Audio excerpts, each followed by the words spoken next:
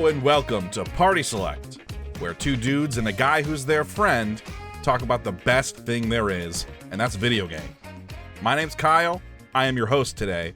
I am joined, as always, by Shay. Welcome, Shay. Hello. Hi. Thank you. Yes. Video games. And Cody. Welcome, Cody. Hey there. We're here to talk about, as the title of the video or podcast or at the top of the screen would indicate, the very best video games that released in the year 2002. So last time on our retrospective series, we talked about the worst games in 2001. Now we're swinging back in the positive direction, which is probably going to be more contentious if history is anything to judge by. And we're going to talk about the best video games. So like what I guess let's set the stage for 2002 a little bit, right? Like, what was going on in 2002? Because, like, you know, like an awful thing happened towards the end of 2001, and I feel like vibes in 2002, generally speaking, pretty bad, right? I mean, from a pop culture's perspective, we rebounded. I mean, also, the most important thing, I entered high school. Oh, huge. Okay. That was huge. the biggest part. That's big. Yeah. But like, because in 2001, on the positive side, we got Lord of the Rings Fellowship of the Ring. We got Two Towers in 2002. We got Harry Potter and the Sorcerer's Stone in 2001. We got Chamber of Secrets in 2002. Can we talk about naming a movie Two Towers in the year 2002? Crazy, right? Yes, we can. Wow. You know what's even crazier is that it's based on a book. I know, a novel but of like the same name. And I mean, I guess there's just no avoiding it at a certain point. You know what? What they could have done, they could have called it The Treason of Isengard, because that was the original name for the second book in the Lord of the Rings series. So they could have gone that route. That would have been very interesting. Like a Revenge of the Jedi situation. Not entirely, but just like big movie changes name. Or Live, Die, Repeat. You know, the other huge blockbuster movie that changed its name last minute. Good, solid movie. Yeah, no, I love that movie. What was the actual title in the end? Edge of Tomorrow. Edge of Tomorrow. Edge of Tomorrow. A much worse name. Yeah, that was a good movie. Far worse name. Yeah. Live, Die, Repeat is a shitty ass name. Live, Die, Repeat, but it's perfect. Like a marketing slogan. Yeah, that's like the movie is called Edge of Tomorrow, and then they have in the trailer Live, Die, Repeat. Like, that's not a thing you call a movie. Why not? Because it's bad. But like, Edge of Tomorrow is so generic sci-fi lame. Yeah. Super generic. If they had stuck with Live, Die, Repeat, I maintain it would have performed better. But you know what? That didn't come out in 2002. It didn't. You're right. So another way that we set the stage for the year in which we were talking about is we go through some honorable mentions at the top of the pod here.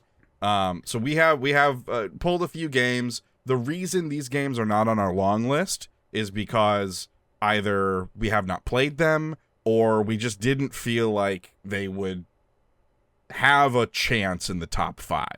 So like we want to celebrate some of these games. Our long list is long. It is pretty long. Let me we had to cut before the long list. Yeah, for the video folks, we have 24 games.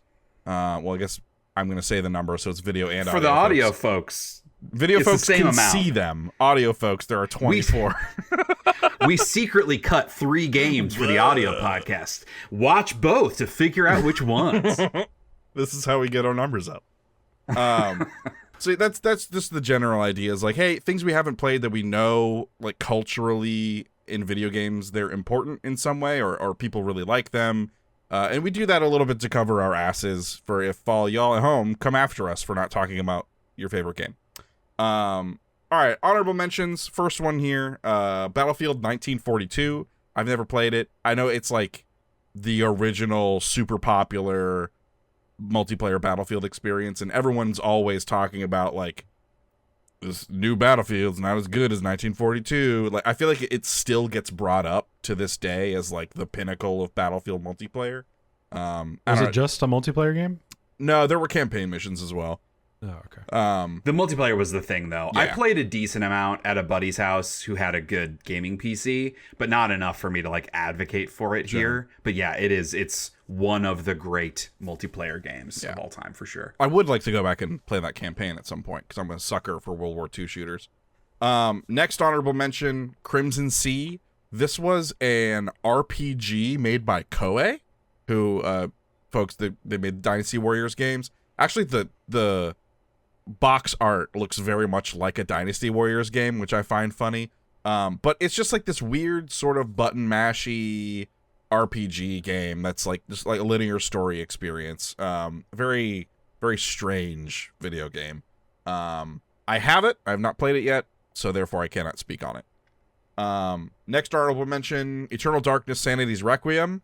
This one holds like a little space in my heart. I've always been fascinated by this game. I actually streamed it like a few years ago for an Alzheimer's charity stream. Played through the entire game in one sitting. Had a really great time. It's very interesting. I don't think it's like really, really good, but it's very interesting. Like there are no other games that are doing the things that Eternal Darkness was doing. Do either of you have any anecdotes about Eternal Darkness? No, I've not played it. Then it's a good honorable mention. Next one is Gitaroo, man. This is one I've always meant to play, but I've never gotten around to. Just like it has all the vibes of the Parappa the Rapper games, but like it is a little more active, a little more fun. Is that an anime? That sounds like a name of an anime.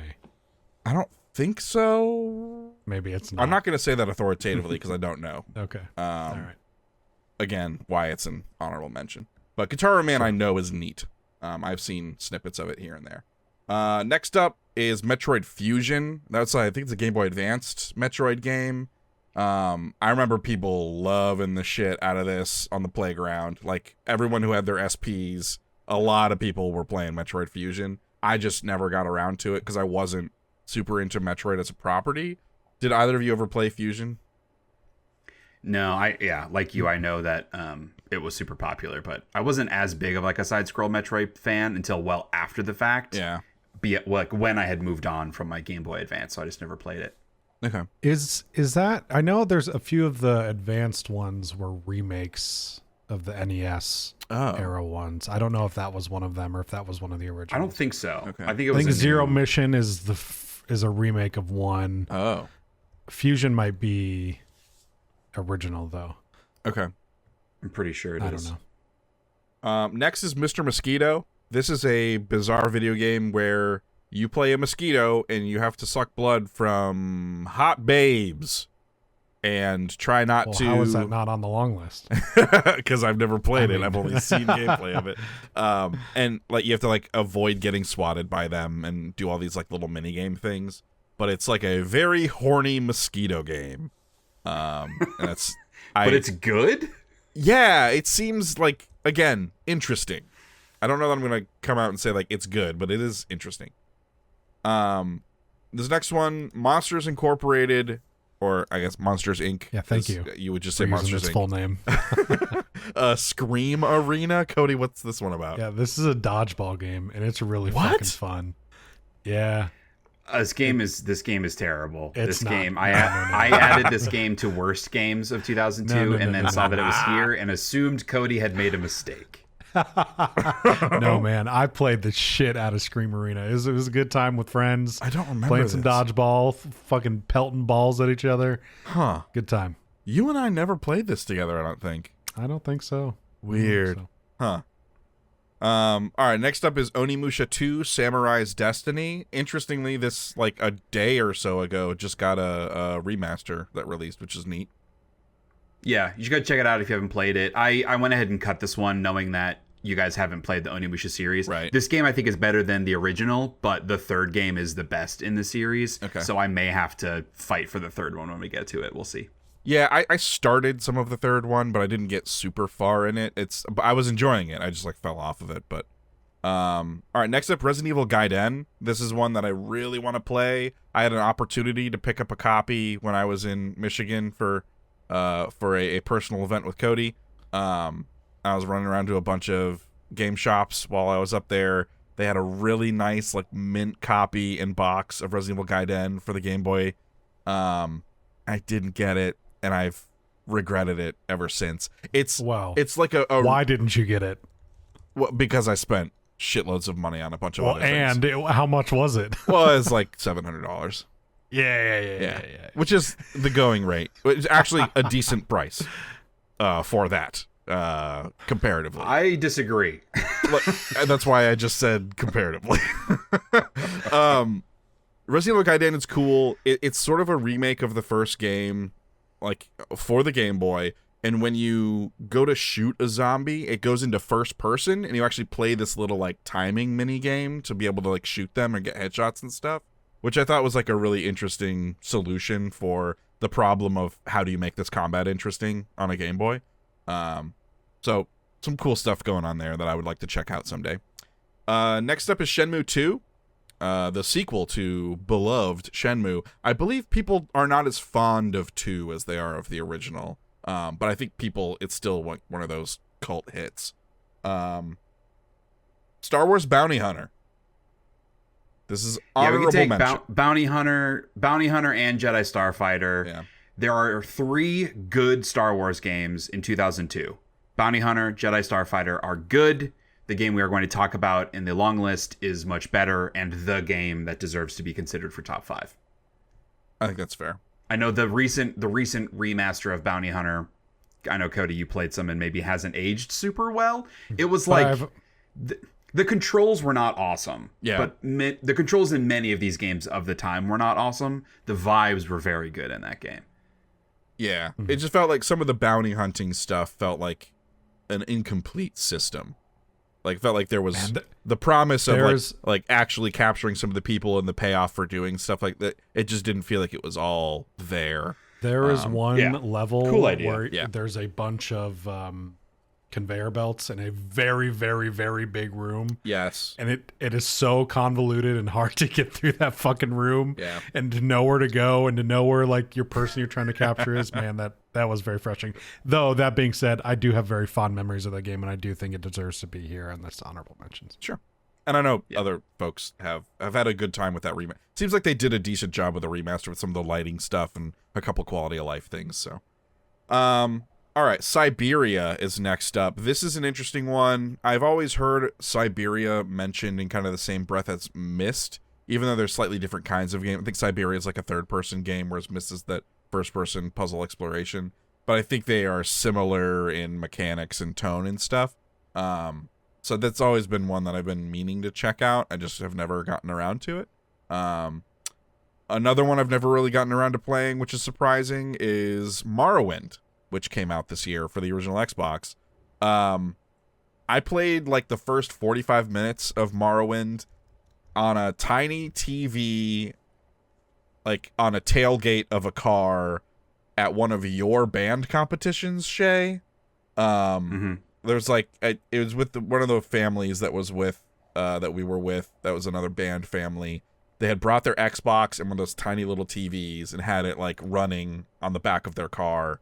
And I played like 40 minutes or so of the beginning of Morrowind. And then we didn't have an Xbox growing up, so I just never had another opportunity to play it. And then Oblivion came out, and I was like, why play Morrowind when Oblivion exists? Right. But I know, like, it's one of those Bethesda things where, like, your first one is probably going to be your favorite. And I know a lot of folks really like Morrowind. Next up is The Getaway. Shay, you had this one? Yep, The Getaway is very fun. It's a GTA like. A lot of games in this era were kind of vibing on that. It's I really liked the like mob sort of storyline. It was less goofy, far less goofy than a Grand Theft Auto, and it took itself a lot more seriously, and because of that it had sort of like an edge to it and had even bigger backlash than a lot of GTA games did at the time, because you were like killing cops and stuff in the game. But I think it's a good one of those. Okay. Next is The Thing, which recently also had a remaster. The Thing's another one of those just really interesting games that is like surprising, because you have a lot of really bad movie property tie-in cash grab video games come out around this time, but The Thing actually does something interesting with the premise of like one of us is infected with the thing and we don't know who it is, and so there, like, you have to, not only is it like a third-person action adventure game, but it also has all these mechanics of like trying to keep the people around you calm and not have them freak out on you. There are a bunch of mechanics around that stuff and like trying to manage emotions and all that, which is really interesting. So wanted to shout that one out because I know some people have discovered that for the first time recently since the remaster and have really, really liked it. Tony Hawk Pro Skater 4. I mean, look, pretty much all the Tony Hawk games are really good. 4 is another really good one. But it's just not going to hang in the top 5 discussion for this year. Long as the list is, like, in my opinion, GTA 3 is the best of those first 4 games. Tony Hawk 3. And that one didn't even make, and that one didn't even make our top 5. So Tony Hawk Pro Skater 4 is really good, but it's getting a re-release this summer in Tony Hawk 3+4.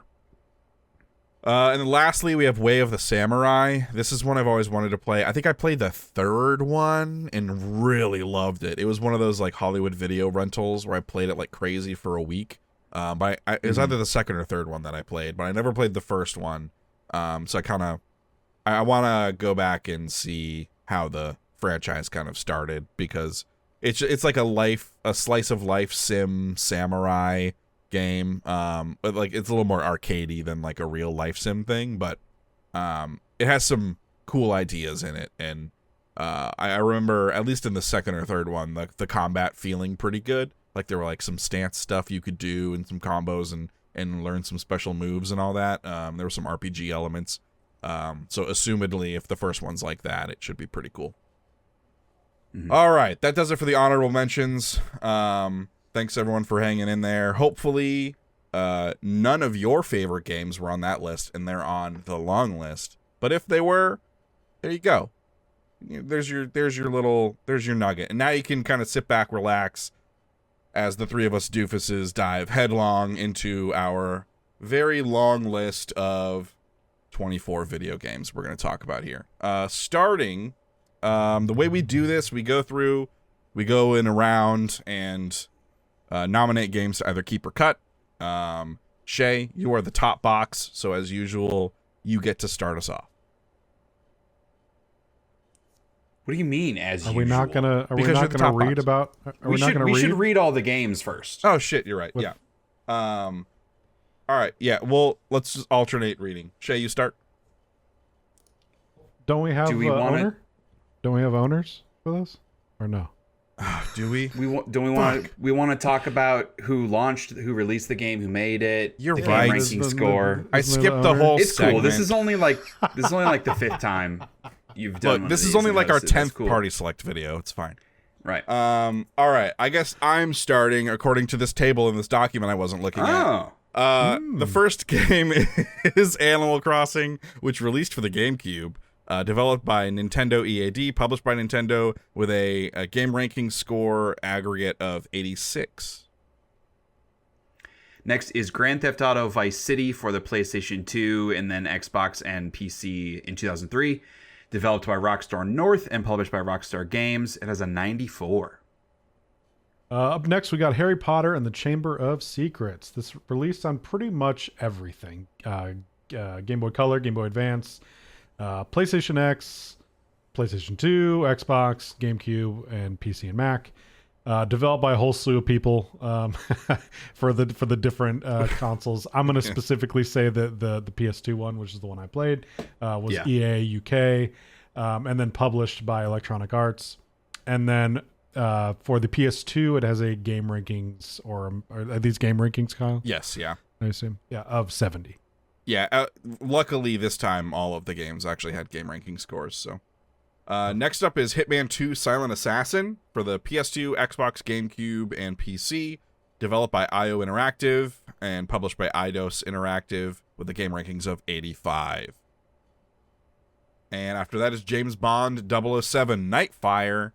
Came out on PS2, Xbox, GameCube, PC, and Game Boy Advanced. It was developed by Eurocom on consoles, Gearbox on PC, and JV Games on Game Boy Advanced, and published by Electronic Arts for all those, with the game rankings of 81. Up next, we got the first Kingdom Hearts, released on the PS2, developed by Square and published by Square Electronic Arts, with a game rankings of 86. That's lower than I feel like I would think it would be. Too low. That's a perfect 100. Next is Medal of Honor Frontline on the PS2, GameCube, and Xbox, developed by EA Los Angeles, published by Electronic Arts, game rankings of 86 as well. Next, we got Metroid Prime for the GameCube, developed by Retro Studios and published by Nintendo, with the game rankings of 96. That's high. That's very high. That's a very big one. high. Next is Ratchet and Clank, the original for PlayStation 2, developed by Insomniac and published by Sony Computer Entertainment, has an 89. Resident Evil 0, which released on the GameCube, developed and published by Capcom, has an 84. And then the Resident Evil remake on the GameCube that brought 3D graphics to the original Resident Evil, reworked a bunch of gameplay systems, also on the GameCube, also developed and published by Capcom, a score of 89. Next is Rez for the PlayStation 2 by United Game Artists and published by Sega, has an 81. And then Rygar the Legendary Adventure, love that game, for the PlayStation 2, developed and published by Tecmo, has an 82. And then the next one's mine too. Shinobi, the original Shinobi for PlayStation 2, developed by Overworks and published by Sega, has a 71. Sly Cooper and the Thievius Raccoonus for the PlayStation 2, developed by Sucker Punch Productions and published by Sony Computer Entertainment, with the game rankings of 85. SOCOM U.S. Navy SEALs on the PS2, developed by Zipper Interactive, published by Sony Computer Entertainment, with a score of 83. Spider-Man for the PS2, Xbox, GameCube, PC, Game Boy Advance, and Game Boy Color. Developed by Treyarch, LTI Grey Matter, Digital Eclipse, and Vicarious Visions for the various ports. Published by Activision for all of them, with a game rankings of 75. And then we have Star Fox Adventures, also for the GameCube. Developed by Rare, published by Nintendo, with a game rankings of 80. And Star Wars Jedi Knight 2 Jedi Outcast.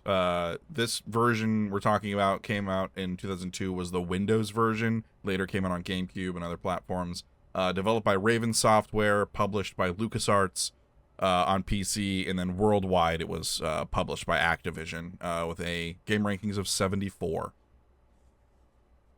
Super Mario Sunshine for the GameCube, developed by Nintendo EAD, published by Nintendo, with the game rankings of 91. And then The Legend of Zelda, The Wind Waker, released on the GameCube, developed by Nintendo EAD, published by Nintendo, with the game rankings of 94.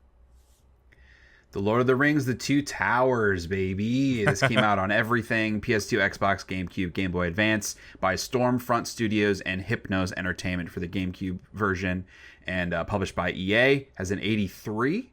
And then The Mark of Kree on PlayStation 2, developed by San Diego Studio and published by SCE, score of 81. And our last game is Tom Clancy's Splinter Cell, which came out on Xbox at launch, later came to Windows, Mac, PS2, GameCube, and GBA in 2003. Developed by Ubisoft Montreal, published by Ubisoft, with a game rankings of 92. Oh boy. Hooray. All right, Let's talk about these games. We've done it. Nice job. We're like everyone. deep into this already. We need to cut some games. Yeah. If I am starting, I'm going to be nice. There are like 3 or 4 games on this list that only I care about, and there's realistically probably only one that I actually have a chance at getting on the top 5. So I will cut one of the other ones first, and that is Shinobi. Of the games that like I really care about personally, that neither of you do, I would say it's the weakest. Yeah, tell us about Shinobi, because I don't know what this is. Yeah, so this is like a precursor to like a Ninja Gaiden. It's very acrobatic in its combat. This is the one where like you've got the really long red scarf that floats behind you as you're wall running and jumping and doing a bunch of acrobatic shit. You're just a badass ninja killing dudes. I think the most... Go ahead. Finish your thought. I think the most fun part of this game is that when you get... like enemies will jump out at you on each like platform or area that you go into, room that you enter. And so you're kind of in a bunch of mini zones where you're doing combat, and it's pretty fast. And because it's pretty fast, they do a cool thing where like 3 bad guys will come out.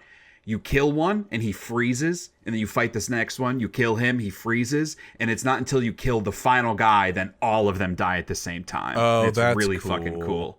It makes it feel like that's how fast you're moving, like you're killing people before they can even hit the ground and die. That's it's a pretty cool. cool system. Yeah. That in my head, that's the same thing as what I just looked up is actually Tenchu. So Tenchu is more of a stealth game. Yeah. This is just more of a straightforward like more of like an action Onimusha game.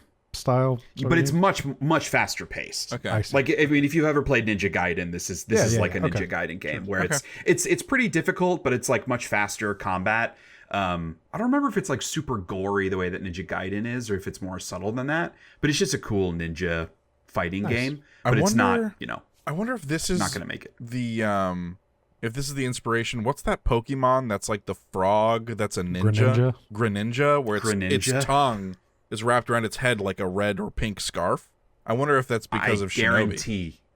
I'm sure that is why. That would be interesting. Or do they share like, does Shinobi and Greninja share the same inspiration from like further back? Maybe in just Japanese general culture or something? Shinobi. Also possible. Yeah. Yeah. That'd be interesting to find out. I Not think, for like, today's podcast, but would be interesting.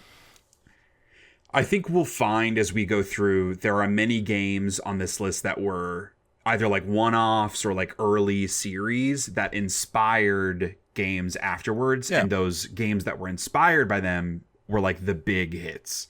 Right. And so a lot of these early games, I think, are them discovering, like the studios that made these games, them discovering cool 3D action mechanics, but not totally nailing it 100%.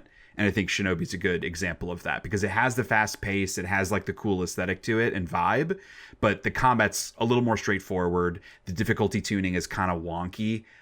Like when you're fighting the random dudes, it could be super easy, but then random, like certain enemies are like uber hard. So it's just like, it's a little bit of an uneven experience. Yeah. Okay. All right. If I'm next, I'm going to self-flagellate, self-cut SOCOM U.S. Navy SEALs. This is a game I played with a friend. I would go over to his house and we would like take turns playing matches against people.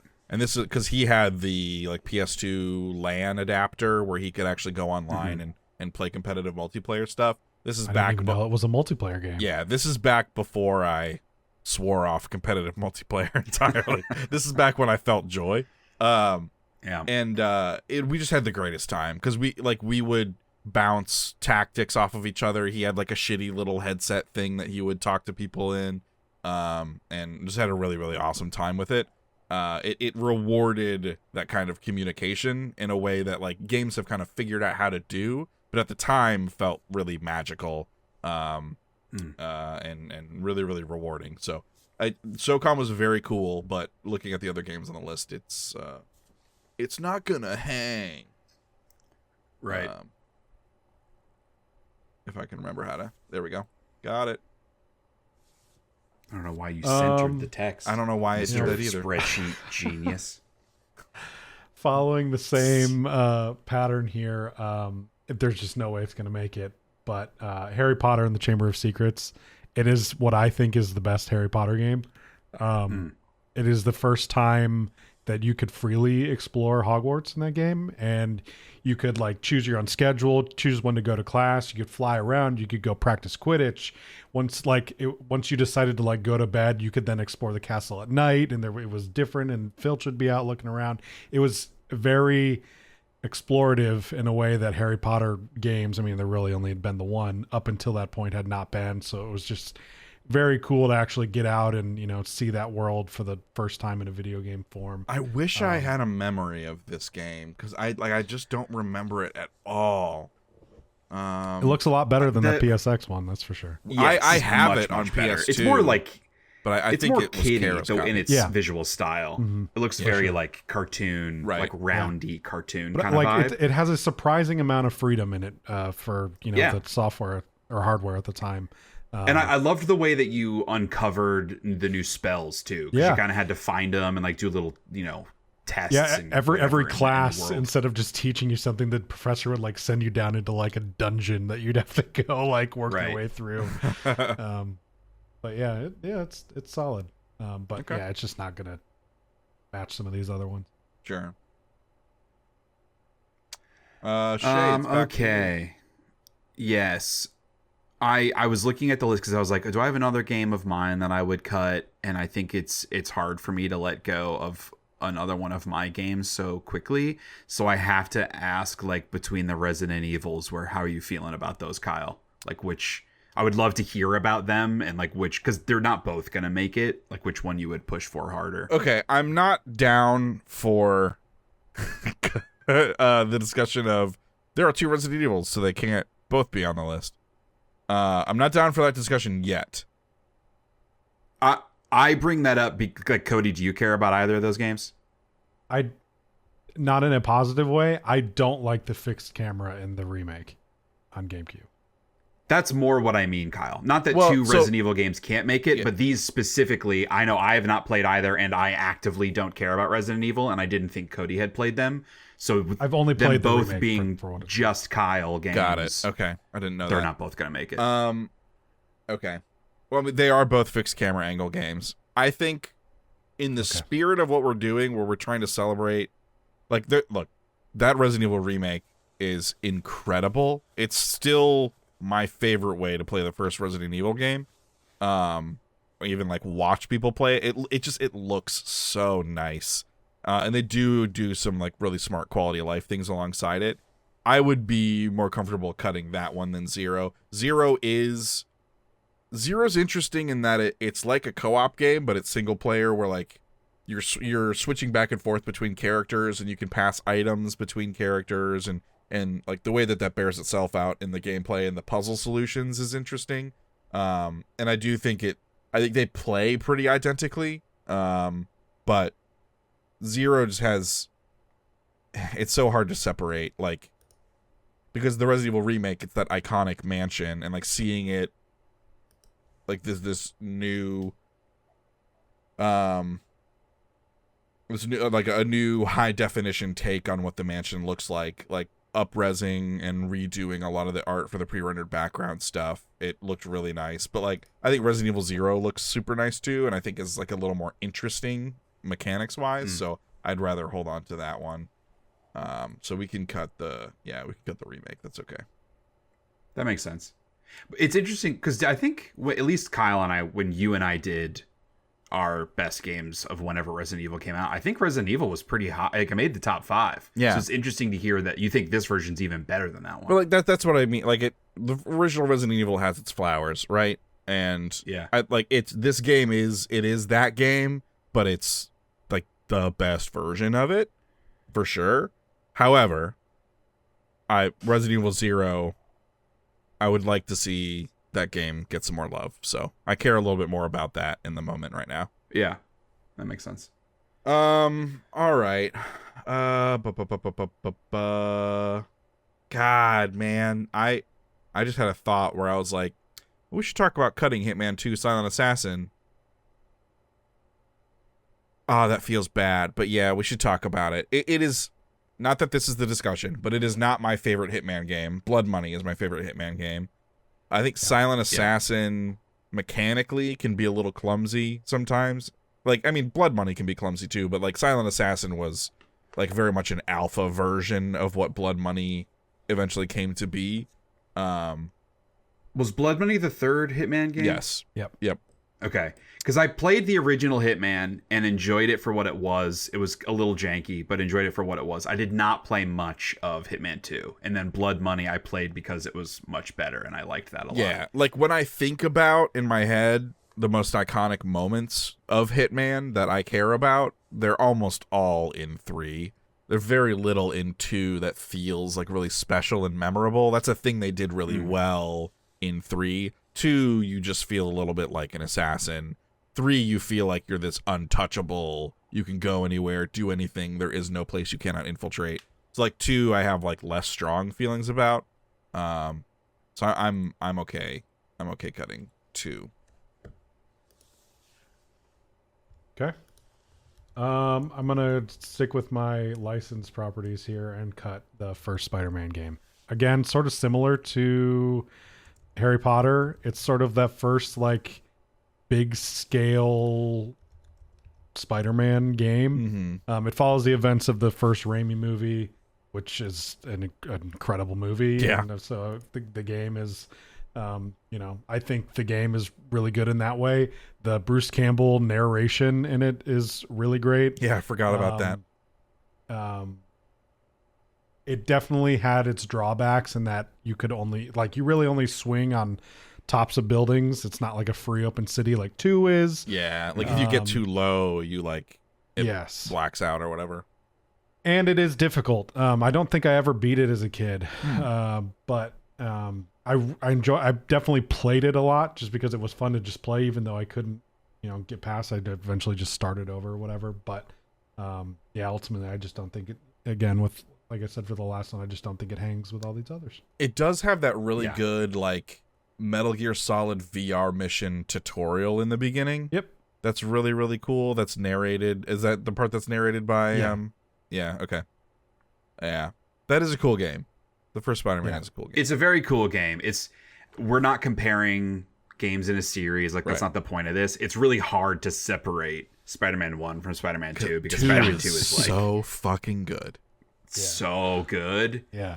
That it's hard to look. It's hard to go back to Spider-Man 1. I was watching gameplay of all these games to refresh my memory, and watching Spider-Man 1, I'm like, ugh, this looks like garbage compared to the second game. And it wasn't. It was very, very fun. Right. Yeah.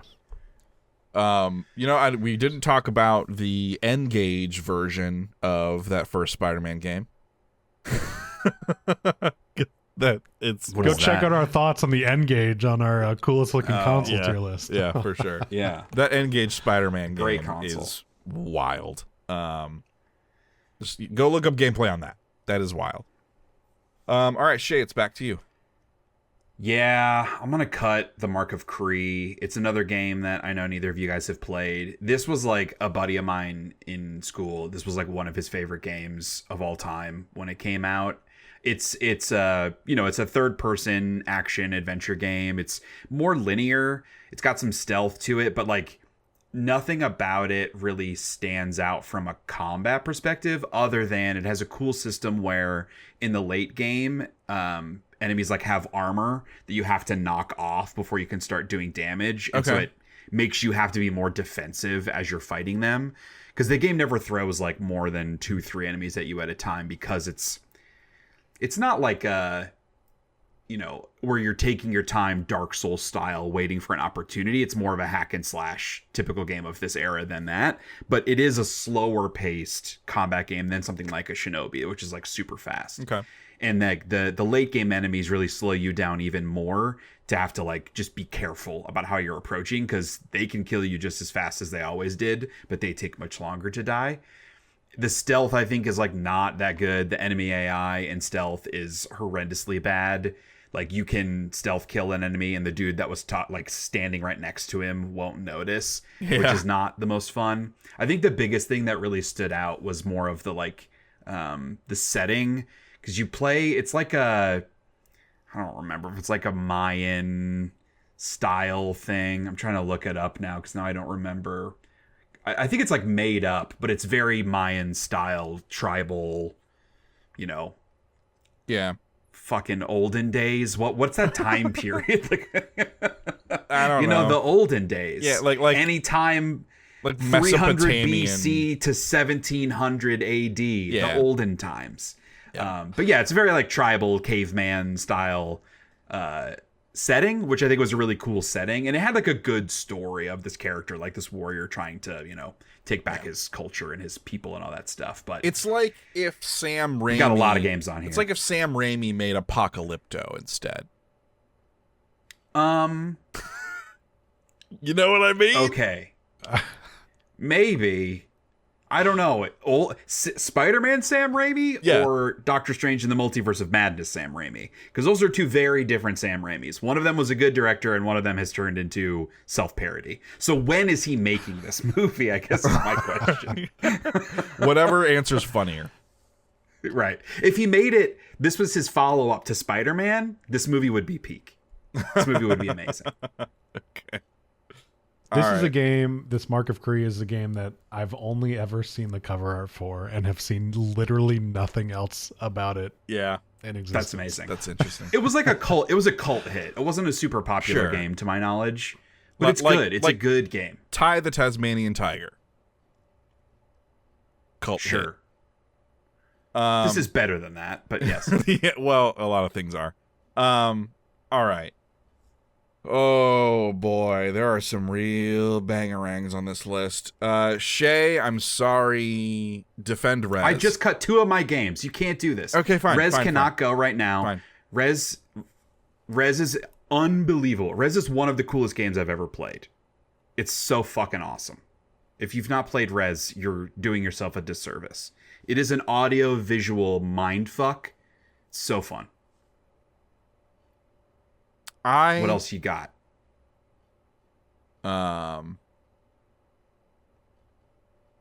This sucks. The only ones I have left to question that I don't have an affinity for are yours, Shay. Then cut something else, brother. there are several games. There are several games on here that I think all of us or most of us like a lot, but that aren't gonna make it. I see like 3 or 4 of those that are easy pickings.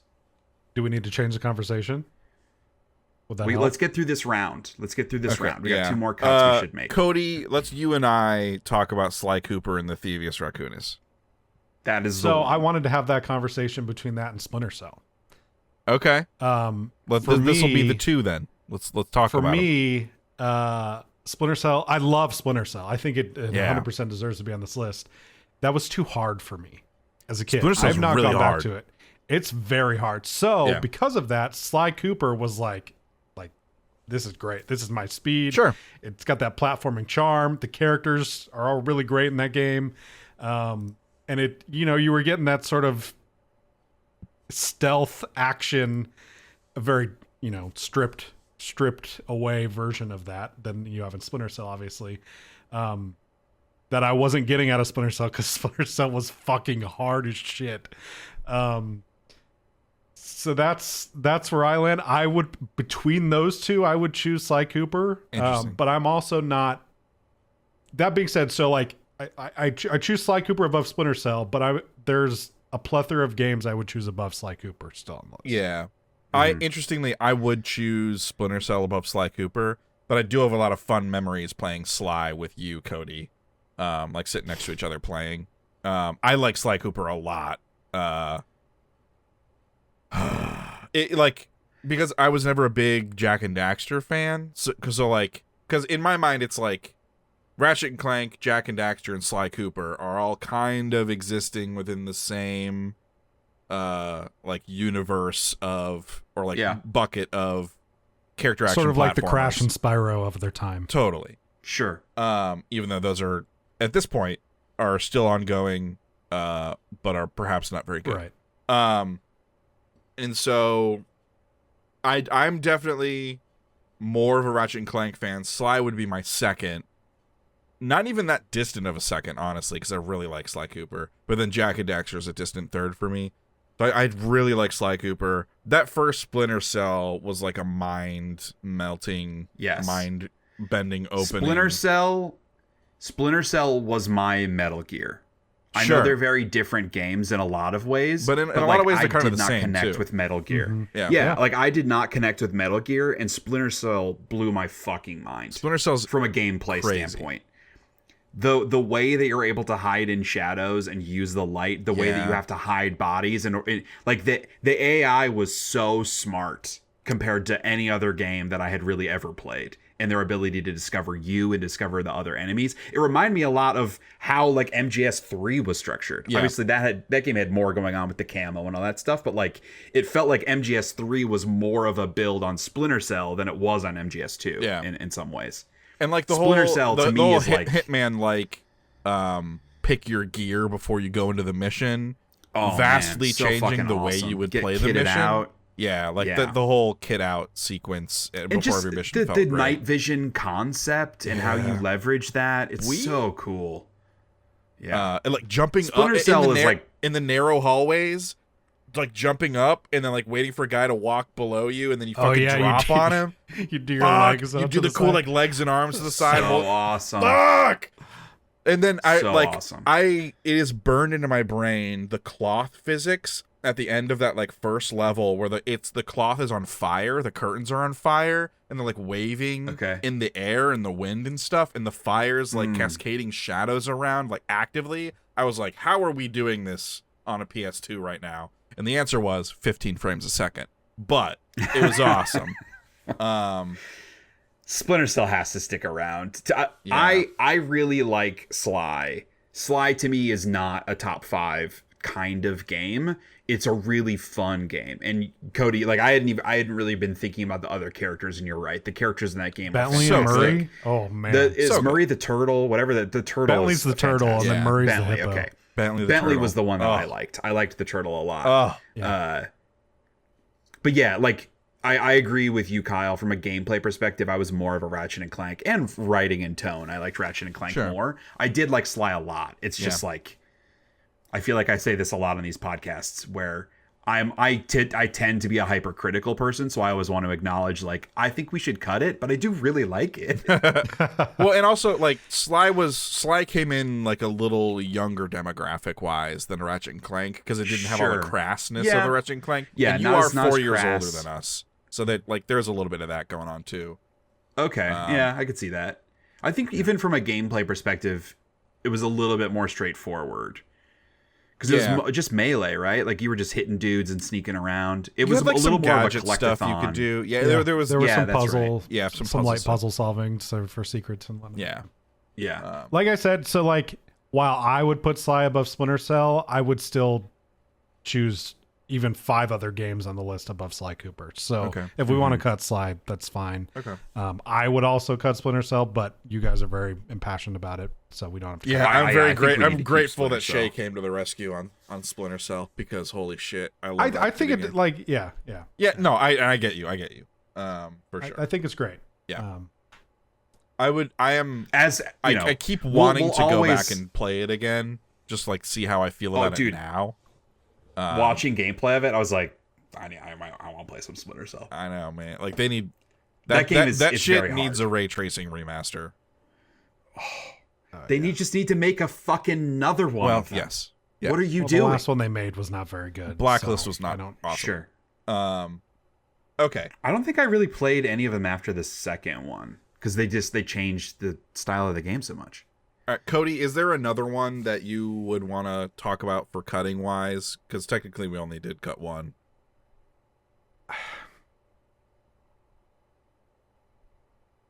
Not that I have any familiarity with. It would be cutting something that I'm just not familiar with.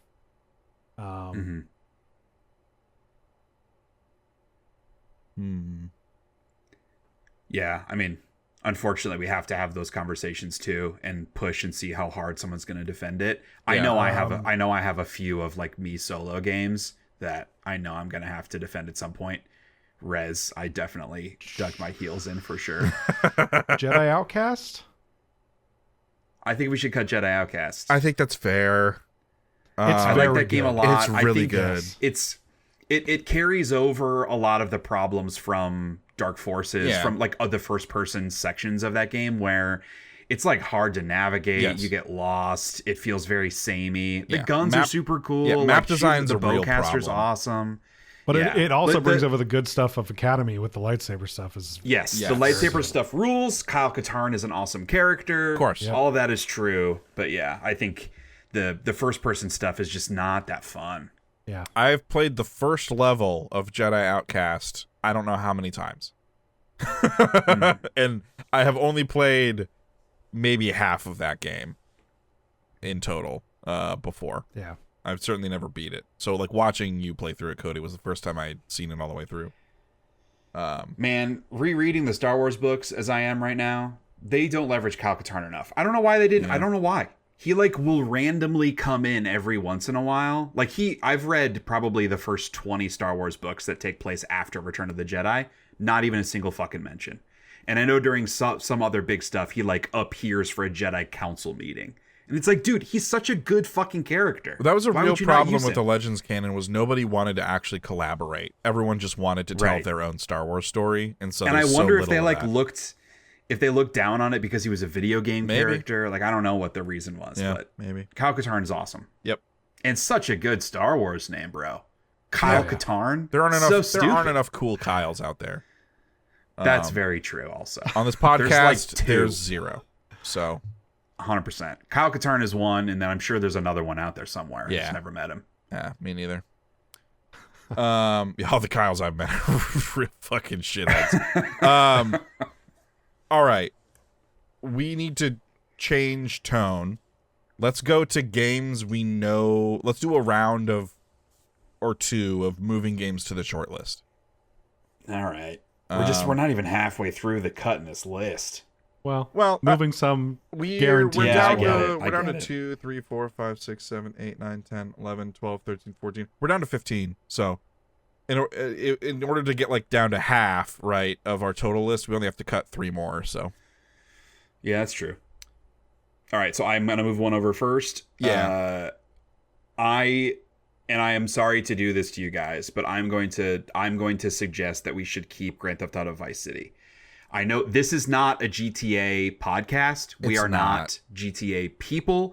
I like most Grand Theft Auto games. I'm not passionate about any Grand Theft Auto game except for Vice City. It's the Vice best City one setting in my is opinion. really good. The like, you know, facsimile of Miami setting is so good. Yeah. Like It's we in like got the some 70s, flack. right? Yeah, 70s or yes. 80s? Late 70s, 80s. I think it's 80s. But we got some flack in our 2001 episode for like not giving GTA 3 enough credit, Yeah. which I think is fair criticism Yep. because I just wasn't as big into GTA 3. Vice City was the one that hooked me, and then I've played the other big ones and enjoyed all of them, just not to the extent that I have enjoyed Vice City. But the tone and the goofiness and yeah, the setting I think is the best setting of any GTA we've seen. Certainly not the most expansive. You know, GTA 5 was insane in that capacity, but like the specificity of what they're trying to recreate in the era that they're trying to recreate it, I think it's the best GTA game, and I think that means a lot. Like that's saying a lot. San Andreas was my first one. I think just San Andreas is great. Yeah, San Andreas is awesome. Great main character he's like named on the tip of my tongue. Can't think of his name. Malcolm? But yeah, the setting, I didn't care as much about the setting in San Andreas. Right. It just didn't feel as like distinct. Right. Vice City has a better sense And same of with place. GTA 4. Yeah. Nico Carl is Johnson, probably the also best known as protagonist CJ. from GTA 4. CJ. CJ. Yeah. Okay. I think Nico is probably the best protagonist from GTA 4, and his story is like really dark and angsty, but that's a good thing about it. But Vice City is like totally opposite of that. It's just like unabashed walking down the street with an AK-47, just lighting shit up, wearing a Hawaiian shirt. It's amazing. All right. Congratulations, Grand Theft Auto Vice City. And I think we can push back on these. Yeah. Like if someone's trying to push something over, we can push back on it. I don't want you guys to feel like I'm just like, we have to put it on there. I'm very passionate about Vice City because I know you guys aren't going to be as on board with that. Yeah. I want to bring over a lock, which is Kingdom Hearts. Yep. I don't think any of us are going to argue that Kingdom Hearts should be at least on the short list, probably the top 5. I agree, and we should talk about it because I Yes. think we fall into a trap a lot where if it's a game all three of us love, we just like never really talk about it because the three of us are like, it's obvious why it's awesome. Yeah. But we should celebrate it still. When you walk away, you won't hear me say, please. Oh, baby. Oh, Don't baby. Simple and clean is the way that you're we're still making going. me feel tonight. It's hard to let it go. It's hard to let it go. The thing that stands out to me about the first Kingdom Hearts is, and we do this a lot when we talk about these games of like comparing it to its successors, Yeah. is that game stands alone. Like Yeah. take away every other Kingdom Hearts game, and that game is still so good. Incredible. Oh man, If it was the only and- thing that existed, it would have a pretty rough cliffhanger if like That's it was fair. a standalone thing. Yeah. But that's kind of like good in its own right. Also, They could have just made a because for a movie. game that we played when we were kids, like that, the end of that game was like, oh shit. Yeah. It was like the end of Final Fantasy X, where it's like not a happy ending, Right. dude. Yeah. You're right. But man, Kingdom Hearts is light. Who'd have fucking thought? Spoiler. I was alert. lied to the whole time. I mean, anyone and no one, because it's nonsense. Correct. Like- Yes, it's total nonsense. Yeah, I didn't see. Of course, I didn't see that twist coming. It doesn't mean anything. You just picked words. Like it's like a Ansel? Mad Lib of nouns. I love It- Goofy yeah, I saying think- Ansem. It just truly felt like magic. Like that Yes. game was just an amazement to see, the next world. You'd be so excited. Oh, what is the next world going to be like? What movie or Disney characters are going to be there? Yeah. Man, it just Grinding was so fun because like the enemies were all fun to fight. It was fun to like guard and parry and dodge roll and blast shit with your magic and like spec your character with the skills how you want. Like there are kind of builds you can do in that game, and it felt like choices, like the choices you And made you're at the kinda- beginning really mattered in terms of like how your builds play out, because it totally Yeah. changes when you get skills and what stats upgrade when you level up and all that shit.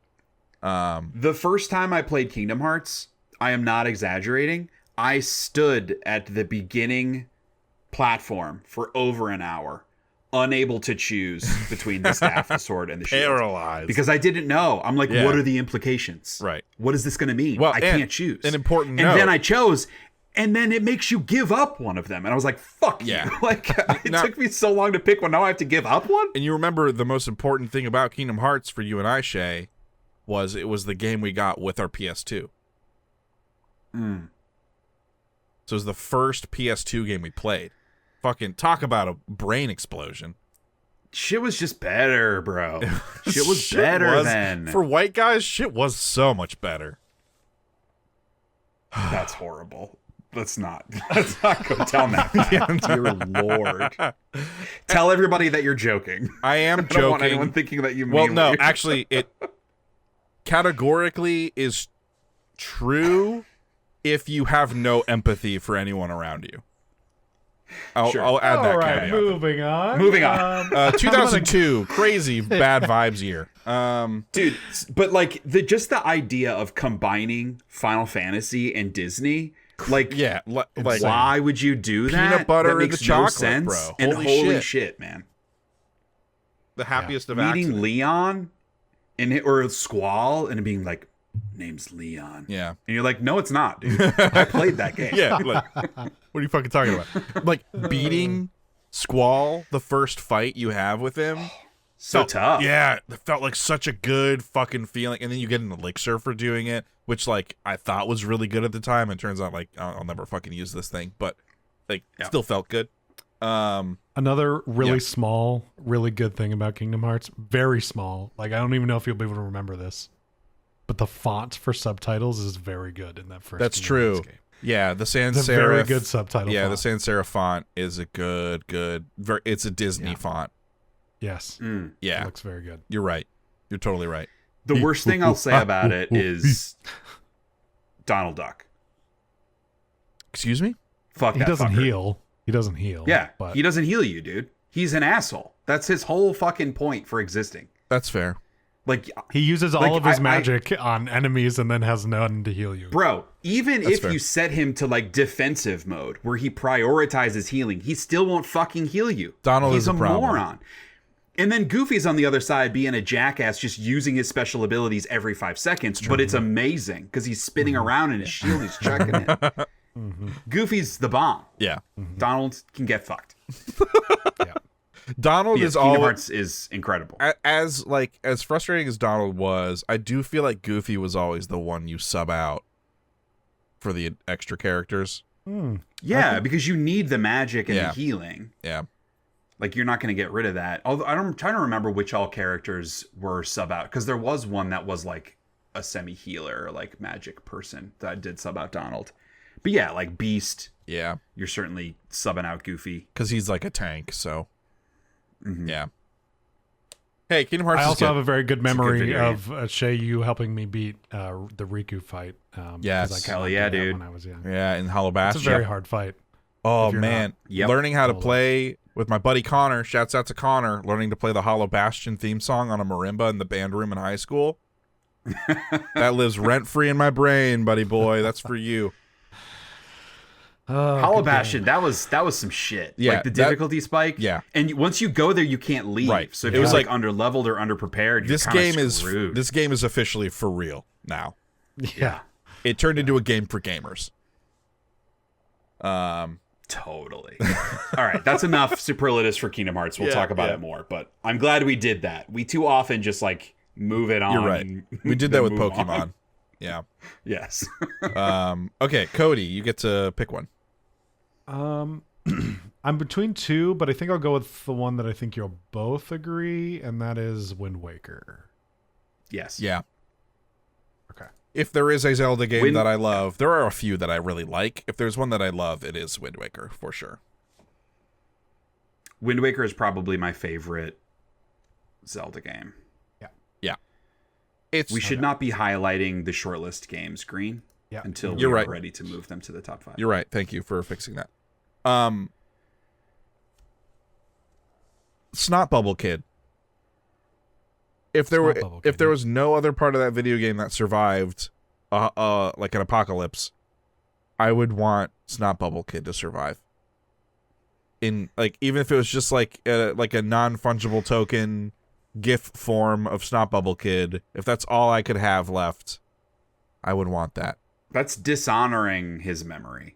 I know. Him in an NFT. Well, I guess in an apocalyptic setting, Apocalypto by Sam Raimi, in an apocalypse setting, there would not be enough power to power the non-fungible token. So I guess it wouldn't work anyways. But then it wouldn't exist. I mean, I don't Right. know how NFTs work because who gives a shit? That game's really good, and it's got a really great art style. And I think that when you're out on the water, and the music's playing, and the seagulls are flying over you, So and you good. just full sail ahead, it's The wind at your something It back. can special. definitely become a lot. Like when you're trying to do stuff, having to be out on the water can feel kind of tedious. But like when the vibes are good in that, they're very, very good. Oh yeah. Like the reveal with the boat, Mm-hmm. huge. Yep. Good game. All right. Am I keeping another one? Yeah, I want to Yeah, do we're 2 gonna do one rounds more of round. keeps. Oh man, I have a one that I really want to keep, but I'm not sure. The Lord of the Rings: The Two Towers. I'll back you up on that.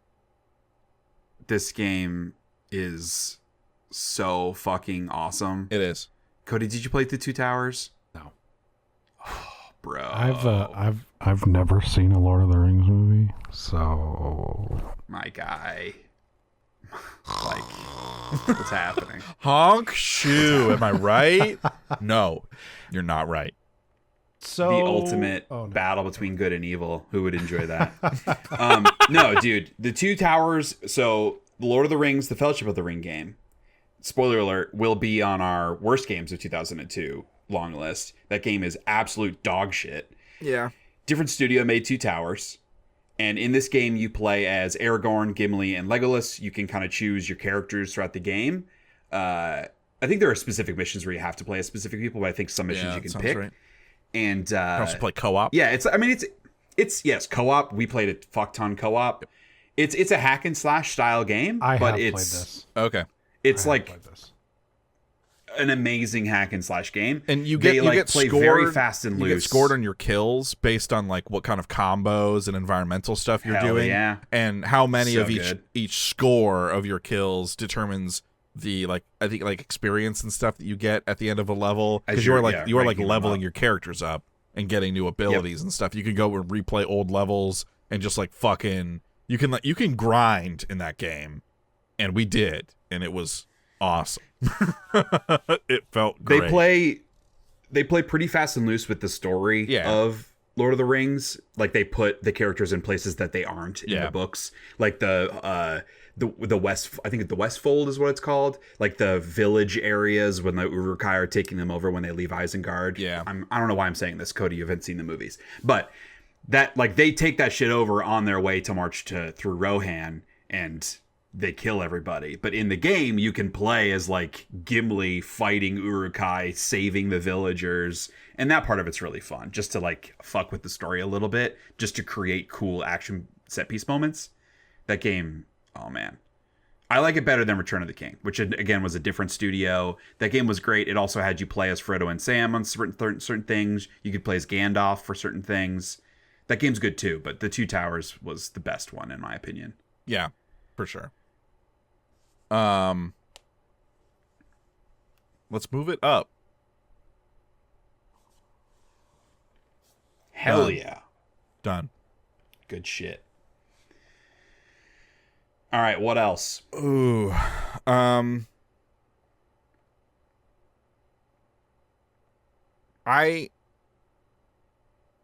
want to continue with my trend of like stuff that should be a lock.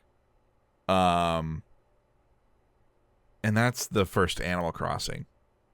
Like, it is a perfect video game. There's nothing wrong with it. It is all perfect and good and sparkling clean and beautiful. It is all things that are beautiful in this world. It's the reason I bought a GameCube.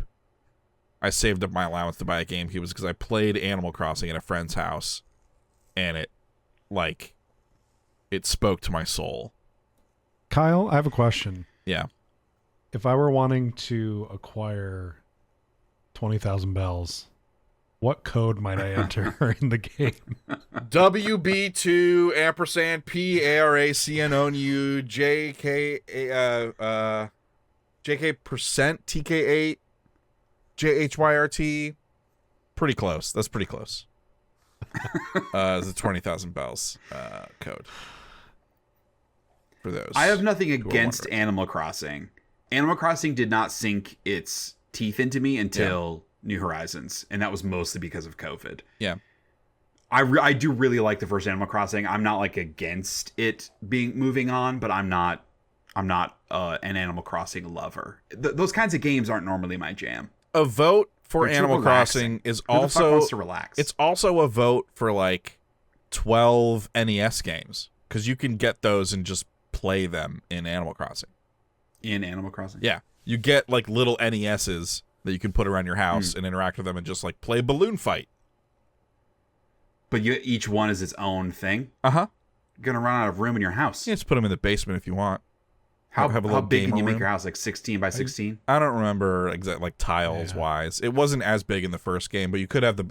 So what I used my basement for was to make a replica. I don't think we want to know. What do you do with the poncho down there? Let me tell you what I do in my basement. I would make a replica of my town, because you could get little miniature versions of all the buildings, and I'd make a replica of the layout of my town in my basement. Yep. Okay, that's definitely some serial killer shit. I was joking, and then you actually gave a serial killer description of something. And here's where Tom in my basement lives. I made a replica of my entire town. Here's where I hid the body. There's a little you in the basement of my replica house in my basement. Oh, Animal Crossing is very good. I think that's a good shortlist. It was also, I think it was the first game that like used, the first game I played that really capitalized on the real time element, and like brought me back every day for like a whole summer to play, and like back on like when there was a holiday, I wanted to make sure I was logging on to Animal Crossing at some point during that holiday to like get the special items and do the stuff, and it really felt it felt very new and fresh, I think, because of that. And that game was going to make you fucking learn to save your goddamn game. That's because right. You would be Mr. terrified of Rossetti Mr. will Rossetti. fuck you up. I remember there was that urban myth about Animal Crossing where if you ignored him enough times, he would actually delete your save. Yep. I don't think he ever actually does it, but they even do the thing where I think like the screen goes black as if the console has been turned off, and it comes back on. He's like, "Did I scare you?" That's amazing. Yeah. Yeah. I thought you guys said only Kojima was innovating in that way. Kojima They're did it doing that first. shit in Animal Crossing. Kojima did it first. Animal Crossing copied Kojima. Uh-huh. They're all in Japan. They're all communicating and talking and sharing ideas. Yeah. That's how it Very works. tiny country, Japan. Tiny country. Hardly anybody lives there. Yeah, they all work like right next to each other. They have a replica of the entire country of Japan in their basement. Hell yeah, dude. I want to go there. Dude, who doesn't love models, like small scale models of larger things? I can't get enough dude, of I'm it. not gonna lie. Like that is like too autism coded for me. I'm like right on the borderline, but that's like too far for me. I'm not judging anyone that's into that stuff. It's very fun. But like it's like an old toy store near us. It's like a hobby store where they've got trains and RC cars and stuff, and they have a model train set right in the entryway, and the kids like to press the button and they run around it. Oh yeah. And every time I look at it, I'm like, I could get into this. Mm-hmm. I don't want to build the trains. I don't want to manage the electronics of the trains, but I want to like build the town. I want to place the little trees. Yeah, dude. I want to like Miniatures put are some like dirt. a thing right now amongst like you can buy like mini McDonald's and mini fridges and mini fries and like that. There's like a brand like selling these things like of miniature things right now. So they're really big right now. God, I need to You can live out your dream, get a basement, and then build your town in miniatures. I need to fucking switch career tracks. I need to work for that company. Fuck. No one under the age of 40 will ever be able to afford a house with a basement ever again. So you're saying I only have 7 more years and then I can have a house in the basement? Oh boy. All right, Cody, you get to rescue one more video game for now. I'm not going to go with the biggest one, I think. I think I'm going to go Star Fox Adventures. Interesting. Okay. I would back you up on Star Fox Adventures. I like that game a lot, and Crystal is hot as shit. Gross, dude. Furry. Are you strongly Furry against it moving on, Shay? I'm not strongly against it. So I was, before we started recording, we had too many games, and we were like, what shit can we cut? And I had, amongst a few others, had said, like, Star Fox Adventures doesn't hang. It's a good game, but it doesn't hang. I watched a bunch of gameplay of it earlier today and was like, oh yeah, it's fun. Yeah. It looks awesome. Yeah. It plays very gorgeous. similarly to Wind Waker, I think, with the lock-on. Like Yeah, the it's very like a stuff Zelda. Yeah. Yes. I guess Ocarina and stuff. And the same actual, way. there isn't as much in-ship stuff in my memory. Yeah. But that part of it is still good, just like from like Star Fox 64 era. But it's mostly the on foot that you're doing. And my memory was like, that stuff's like not that good. And I still don't think the gameplay is like amazing, but it's fun. It's a fun, weird story. And I think the graphics are legitimately incredible. They look great for that era. And who animations doesn't love are dinosaurs? awesome. Dinosaurs are awesome. Yeah. It's weird. It is a very strange video game. Yeah. And like I get why weird story. I get why people like were averse to it because they just wanted more Star Fox. Sure. Like traditional in-ship Star Fox stuff. So I get why they would look at that and go, this is not for me. But man, I wish more people had given it a shot because it's really, really cool. All right. We need to do one more round of cuts to get to our 12. So Shay, like no matter what we pick from this point on, it's gonna hurt. So If it's struggling for you, I have one. I can go ahead and go. No, it's okay. We can cut Rygar. Okay. I intended to fight for Rygar harder because Kyle, I know you like Rygar also. I do. Cody, I'm assuming you've not played Rygar. No. Rygar is like a totally one of a kind game. Without like, Rygar, we its wouldn't combat. have Doom: The Dark Ages. There's a series of That's dominoes actually- that fell after that's Rygar. A hilarious comparison that I hadn't made as someone who is currently playing. I played it like yesterday, and I didn't even think about that. You didn't think about Rygar immediately? Oh, that's all didn't. I've been able to think about. They're pretty different, but like in a way that I said, Shinobi is sort of a setup for like a Ninja Gaiden. Yeah. Rygar is like combining God of War and like the original Devil May Cry, Yeah. but your dude weighs 300 pounds because it's not like both of those games are very fast, and this game is not slow. fast. You have a fucking shield on a chain that you swing around and you hit shit with, and it feels so fucking good to do. There's a great sound effect whenever you hit a wall or something. It makes a really satisfying clang sound. But yeah, it's more like the feel of the combat is more like new God of War in terms of the pacing, because it's much more slow. But it has the really cinematic standstill camera angles of like a Resident Evil or a Devil May Cry, where it can be kind of annoying in certain situations, but from an aesthetic perspective, I really appreciate it because the camera is like, you turn a corner and the camera angle like moves. They totally break the 180 rule of filmmaking to just set up cool looking shots. Right. Some of them you're pulled way out, and some of them you're like really close. But yeah, it's mostly an action game. It's got some good puzzles too. Yes. Much more so than like the original God of War games did. Yeah, all those were really simple compared to the Ragnar I just think one. it's so unique. But it is like, there's nothing about the it's got its character. flaws. Yeah, there's nothing about the character Rygar's like personality or anything that is interesting. It's really about his shield. And that's actually kind of not that cool. Honestly, that's kind of the only thing is the shield. Because like the story, the expanded universe version, expanded universe elements, like the other characters, the setting and stuff, none of it is as inspiring as its contemporaries. So it really is kind of just about the shield on the chain, which is, it carries it so far. But I don't know why you used the word just in that sentence. I know, you're right. It isn't just about the shield. It is about the shield. Yeah, you're right. Like, that's a good thing. Yeah. Yeah, Rygar rules, but gotta cut something. Okay.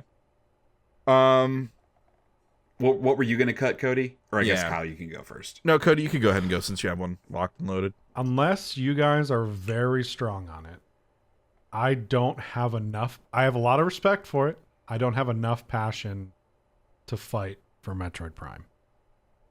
That's interesting because I think I really like Metroid Prime. I don't remember a lot of specifics about it, which I'm not a huge Metroid Prime fan.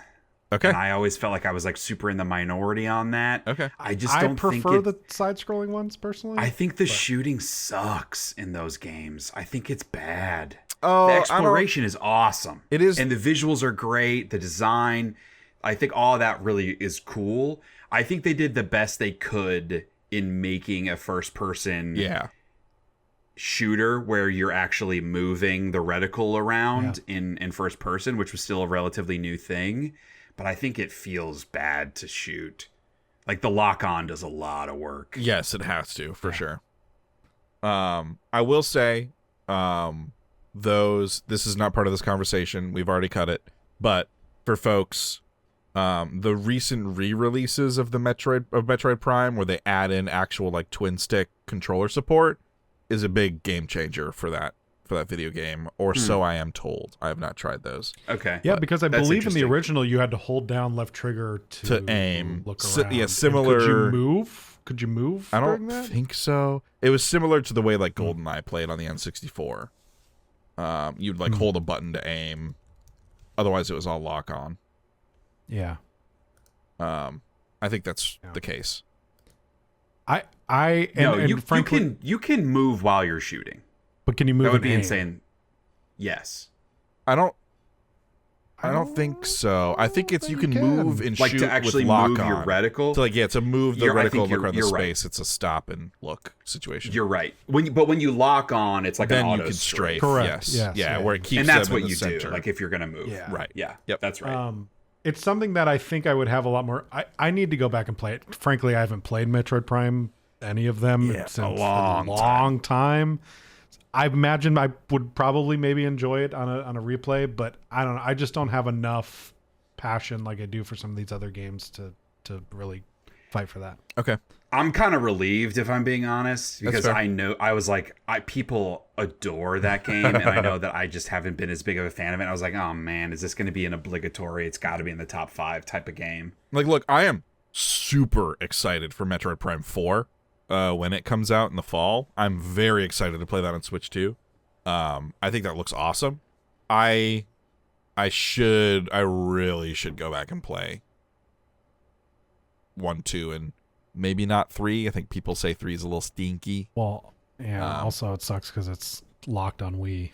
Not that that's a problem for Well, me I thought there necessarily, was a Wii U with the trilogy. There was a Wii U copy with the trilogy. The Metroid Prime but I still trilogy think it's is on motion Wii. controls. I still think it's motion controls, though. Is I don't think there's a way to play 3 without motion controls. Interesting. Okay. Huh. Yeah. Well, still. Anyway. I can still have fun playing a Wii game. Yeah. All right. It's hard cutting games and knowing that you might get hate for cutting that game, and that's how I feel about Metroid Prime. Yeah. Didn't even make your shortlist. Well, I feel like we set up a reasonable reason Yeah. why. I now have to cut one. And I can't cut Rez because Shay gets mad. I'm just teasing. Let's talk about that first Ratchet and Clank. Right.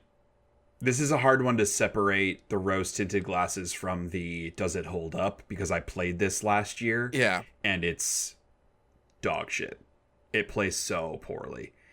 Aiming, camera are so bad. There's no strafe. It kind of like auto locks on to stuff, and it just feels really, really duty. I think there are a However- couple planets that just look really bad. Like they're really dark and muddy looking. Like there are a couple planets that I think in general the art holds up, but there are a couple planets that I don't think look very good. If I'm thinking of feeling that way, if I'm thinking of the first one and not one of the like 7 other games. I'm trying to think. Like there are a couple nighttime planets, but I don't remember them looking that bad. Okay. I do like. I think the art direction is great. Even like the animations, the facial animations for the time period were good and fun. I mean, all 3 of our main characters, 4 of our main characters are fantastic. Ratchet, Clank, Captain Quark. Captain Quark is to date one of my all-time favorite video game characters. Awesome.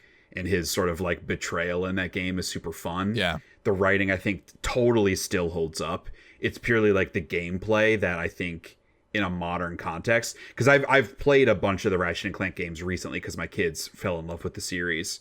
We played the 2016 remake of the first game first, right? And then I went back to the original one and was like, oh boy, this is brutal.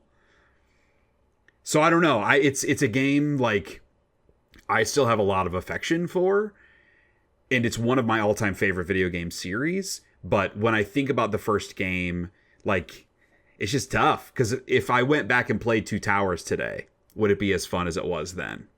I don't know.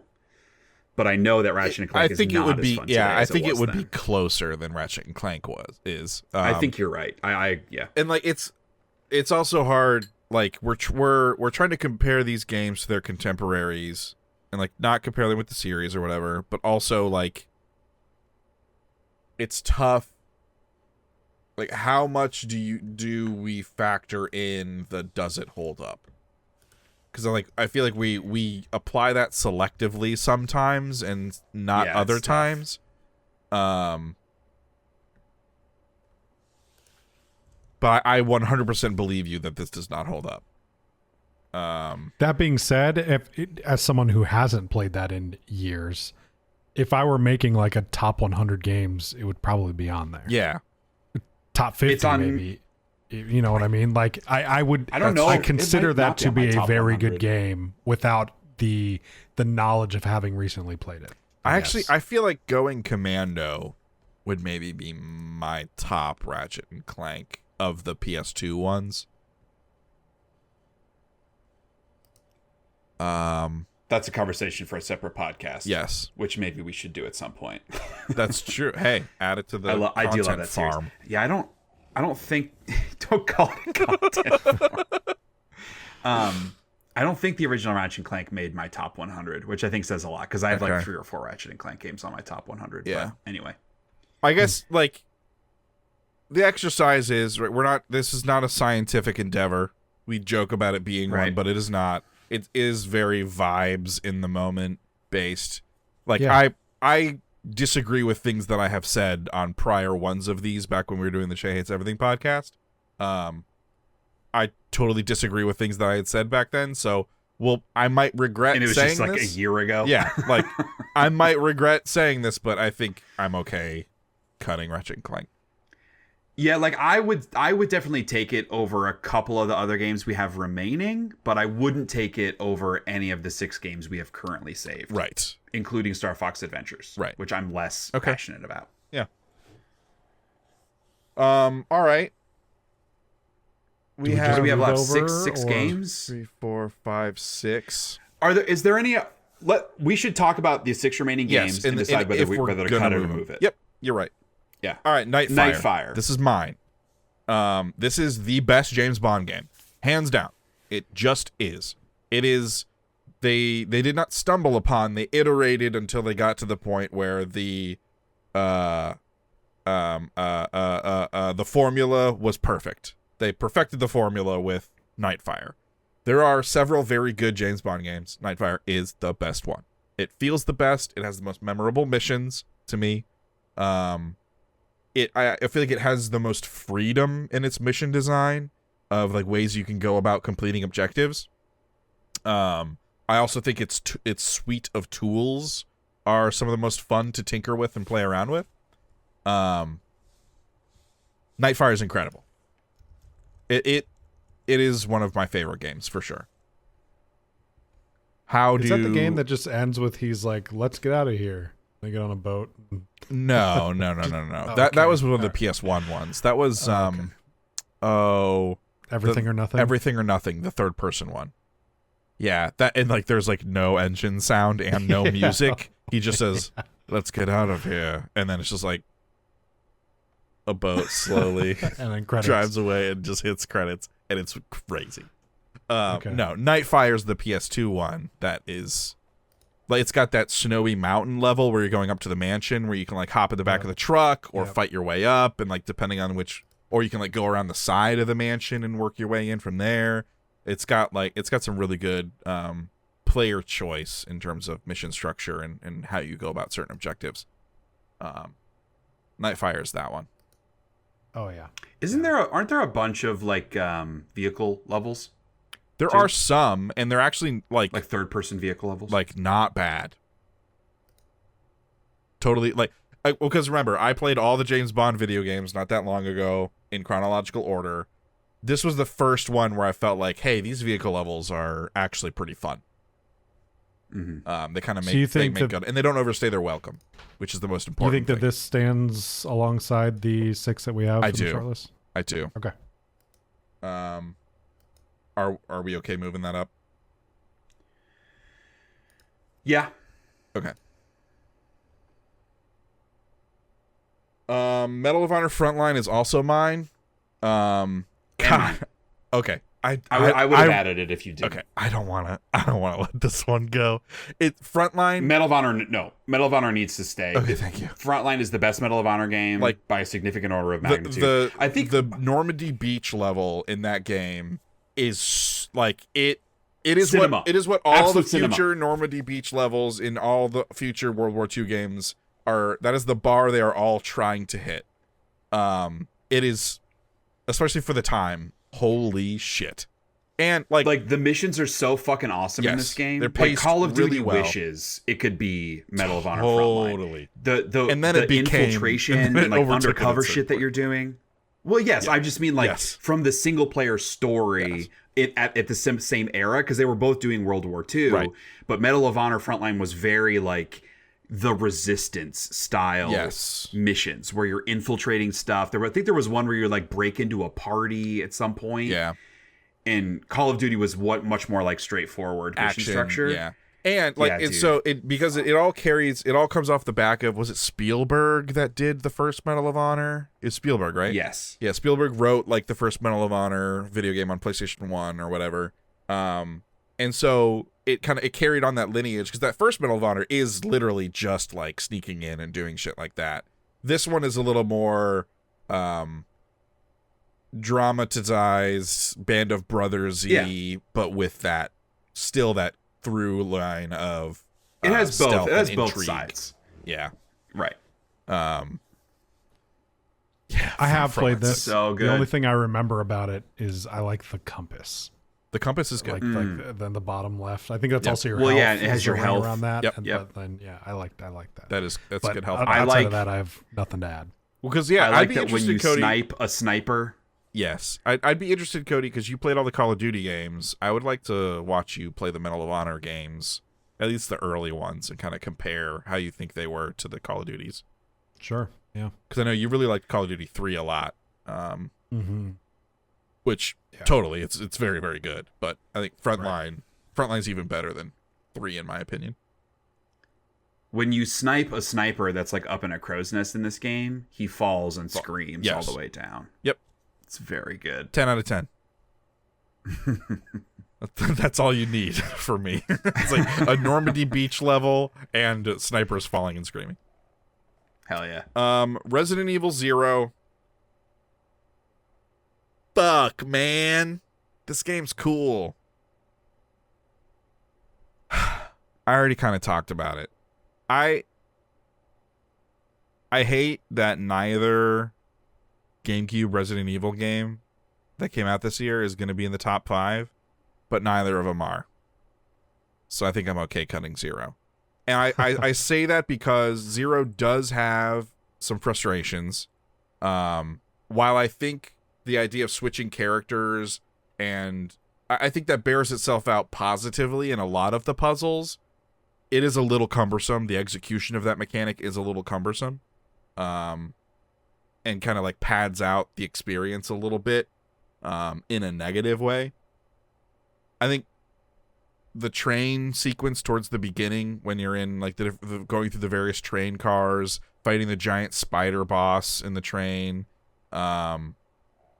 lots of memorable bosses in that game, but it did, even for the time, it did feel like a bit of a throwback to an older style of Resident Evil. You know, this was before Resident Evil 4 came out, obviously, but it did feel like seeing all the other franchises around Resident Evil iterating and innovating in their gameplay styles and the presentation and stuff. Like Resident Evil 0 was very pretty, but it was still like pre-rendered backgrounds. It wasn't full 3D environments. It's still tank controls.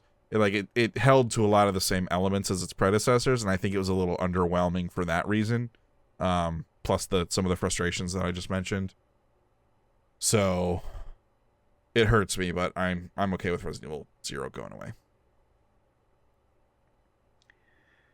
Rez.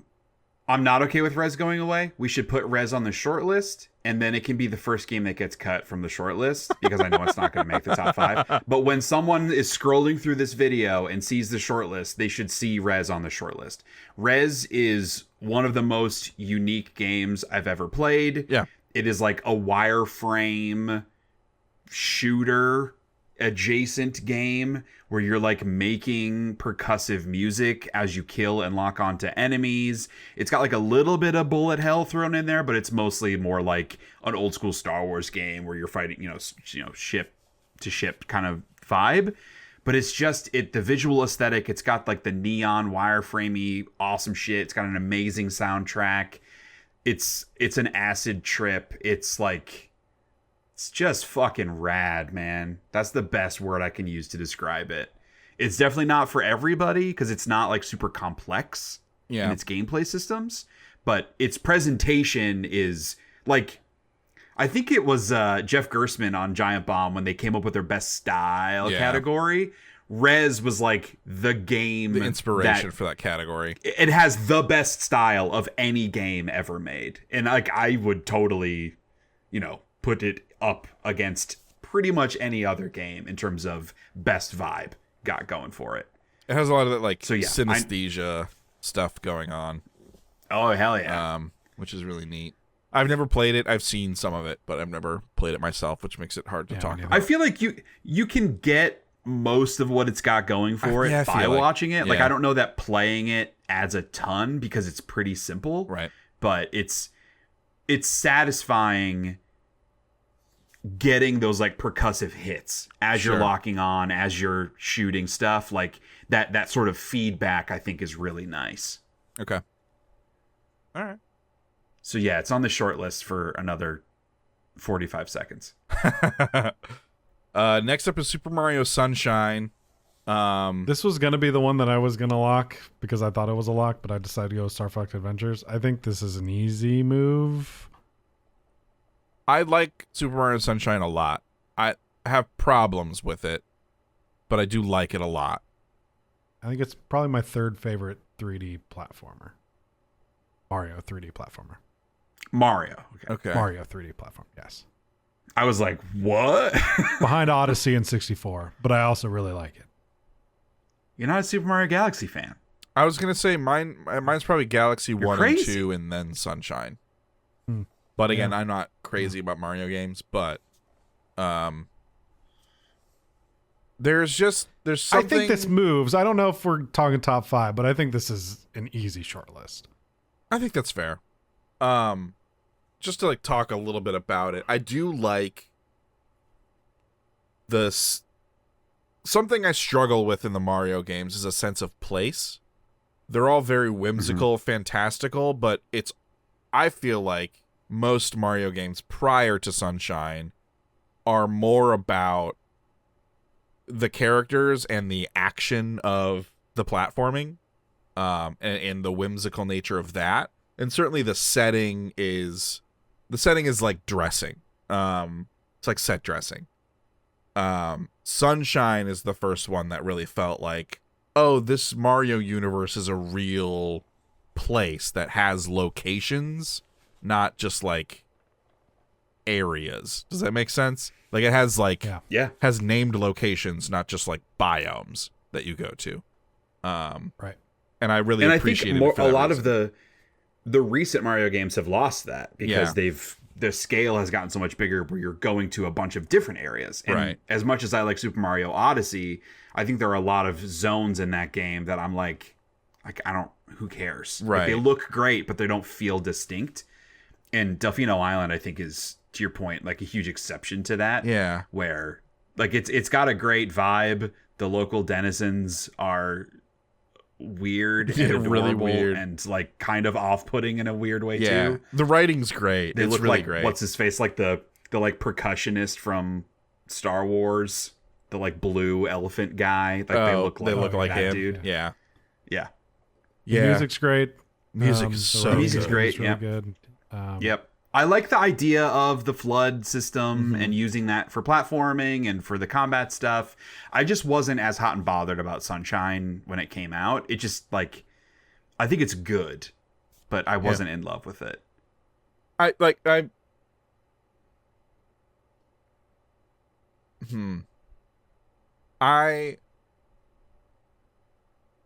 think I like the flood system platforming and those mechanics, again, because I'm not a Super Mario 64 fan, much better than actually playing as Mario and doing the Mario platforming. I enjoyed the supplement to his platforming with the flood system. Yeah, that's what made me like control. it. Yeah, totally. Yeah, that's what made kind me of like stall out in the air, and, like by yourself sometime. And the stuff. last thing I'll say about Sunshine is I think the shine sprites are the best, like, ultimate collectible. Those are very Mario good game. collectible. Yes, I think they're better than stars, and I think they're better than moons in Odyssey. Is that definitely better than moons? Yeah, I don't moons know are about kind of stars. nothing. I don't know. I don't know about the stars. Shine sprites are very good. The shine. They are very good. Yeah. Okay. The last one. I mean, we're gonna move it up, but it's Tom Clancy's Splinter Cell. Dude, I want to stop this podcast and go play Splinter Cell right now. I'm like so awesome. in the mood for it right now. I feel like every time Splinter Cell comes up, I'm like, I should fucking play. I want to play it so bad. I should play it right now. And I don't know why I don't. I should. The only other thing I have to add about Splinter Cell, and I know we keep saying this, especially with this caveat, but it's not the place to compare it to other games. I would always go play a different Splinter Cell game. If I was going to go back and play Splinter Cell, I would play Chaos Theory or Pandora Tomorrow or even Double Agent before I played the original. Interesting. Yeah. I don't have as strong of feelings about the rest of them. I think it's the first. I agree. For me, it's the first one. I don't know that I played all of them. I definitely played Chaos I definitely Theory. didn't play all of them. Yeah. I don't know that I Chaos played Theory Double for sure. Agent. Even Conviction. Because that's what he gets like arrested. Conviction and put is a in great jail. Is co-op that game. That one. Yeah. Oh, Yeah, Conviction. Double Agent's when he goes to jail. Yeah. Okay. Yeah, Conviction is an awesome co-op game, and I really like all the font treatment stuff they do there, and all the I actually kind of like the black and white when you're in darkness system. I think that's interesting. Sure. But yeah, and anyways, talking about the original Splinter Cell, but yeah, You're right though, Cody. Like we play very fast and loose with the comparing Right. games in a series, and the only thing that I'll say that I think like makes me feel good about it, that I think is the right approach, is that when I reference other games in a series as a reason to cut a game, I think that's totally fine. When someone else does that to cut a game that I don't want to cut, I don't think that we should do that. You know what I mean? Okay. Does that make sense? yeah, That I makes gotcha. That's like, that makes me feel good about it. Yeah, So, yeah. Okay. I get it. Yeah. All right. The short list. Let us, I say us, the royal we, read off the short list for the folks listening at home. Grand Theft Auto Vice City, Kingdom Hearts, The Legend of Zelda The Wind Waker, The Lord of the Rings The Two Towers, Animal Crossing, Star Fox Adventures, James Bond 007, Nightfire, Medal of Honor, Frontline, Rez, Super Mario Sunshine, and Tom Clancy's Splinter Cell. We have to cut over half of these video games. Yes. And maybe making it easier, maybe making it harder. I think there are 2 games that are definitely in the top 5. But I think there are only 2 games that are definitely in the top 5. Kingdom Hearts is definitely one of them. Yes. What is the other one? Wind Waker. Yeah, okay. I think those are the only 2 that are locks in the top 5. Okay. Which, to be fair, is 40% of the top 5. Yes, that's true. Okay. So I think that makes it easier in the sense that we only have 3 more slots, so we have to cut a lot. But I also think that makes it tough because we only have 3 more slots and we have to cut a lot. You're right. You offered this up, Shay, cutting Rez Yes, immediately, Rez- so let's go ahead and do that. Rez can be cut. Not to be, I also not think to be we flippant, just expediting. No, I said it. Yeah, I think in the spirit of continuing to expedite, unfortunately, I do think we should cut Super Mario Sunshine. To me, that was like the least. I was just gonna say I can Okay. give that one up. Okay. All right. But then I don't know what to do after that. Because I would cut Star Fox Adventures. It warmed me a lot to that game watching it again, but looking at the rest of the list, I still would cut that. I guess, Cody, That to if me we is were the to one- cut Star Fox Adventures, what of the remaining games do you give a shit about? Animal Crossing, Okay. and that would be it. Okay. But I like the 2 that we already have locked as well. to Right. be Yeah, fair, of course. but, We all do. Right. I just would have nothing to say about any of the rest that I haven't already said or know about. Okay, You know what? Here's a question. Nightfire. I was just gonna say, is the best James Bond game like the that's, level of that's all the of these? thing. Like, it's so hard, right? That's It so is tough, It dude. like the best video game in a series just isn't as good as these other games. I love Nightfire. I fucking love it. It surprises me to hear you say that. And like watching Nightfire, it looks awesome. It's awesome. But like I would rather, I like Medal of Honor Frontline more, which I know is probably crazy, but I'm just that's such my shit. I don't know why that would be crazy. Well, like for the outside listener, I know you get it, Shay. we've don't think known that's each crazy other either. my whole life. But like to outside people, I think a lot of the simplicity of a Frontline, I don't think would trump the complexity and the agency that you have in Nightfire. Also the idea of like this perfect execution on this thing, which frankly I kind of feel that way about Frontline. But if I'm things that bring me the most pure joy, it would be Frontline, which is a crazy thing to say about the worst war we've had in the world. But I think you're underselling. I think you're underselling Frontline, and not that we care about game rankings and how we're thinking about it. Sure. But Frontline has a higher game ranking score than Nightfire does. that's fair. So I think a lot of people would like Frontline more than Nightfire. Okay. And I think a lot of people would say Frontline is the best Medal of Honor game. Certainly not everybody, but a lot of people I bet would say that. There aren't a lot after those early. I don't Medal think of a Honor lot of games people would say that Nightfire is the best James Bond game. Yeah, I think the vast majority of people would say GoldenEye. Yeah, but that's You can disagree. I'm That's not just saying you need to cultural agree. not appropriation, cultural Osmosis. osmosis. Thank you. It isn't, So- but that's fine. You're allowed to disagree. I'm not saying you Here's can't a disagree. conversation. So 5 and 6 on this list are both games that Kyle and I, you and I both are championing, and Shay is a little less enthusiastic for. I guess, yeah, Grand Yeah. Theft Auto Vice City is the only one that only one of us is crazy about. It Kyle? would be insane to me to not have Vice City on this list. And it's easy for me to say as the one that cares about it, and you two don't. I just, like... I don't... If I was making a top 5, it would not be number 1. But it might be number 2. If it was my list. I think one of 5 and 6 has to be on there. And honestly, I would, if I had to choose between those two, it would be Animal Crossing. Yeah, absolutely. Yeah. So does that mean that we cut Star Fox? No, I think that means... It doesn't mean we cut Star Fox, but if in discussing other things it comes down to a third thing, or Animal Crossing or Star Fox, we would rather get rid of the Star Fox. Mm-hmm. I don't know if that means we lock Animal Crossing necessarily. I mean, I'm fine if we want to do that, but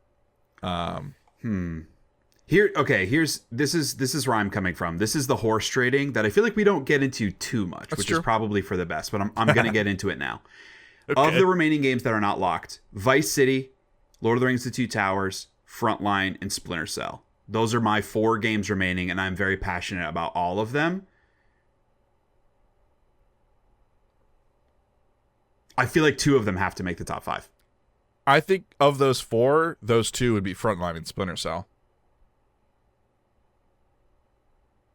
I love Two I Towers. could be down for those. I could. Be down I for would those. I guess what I'm saying is, like, I would give up Vice City if 2 of those other 3 games can make the top 5. Right, Like, I can yeah. live with that top 5. Yeah, and I'm saying it feels insane to me to not have Vice City, but this is the situation where only one of us has played that game. So right. that's hard. hard. It's too hard.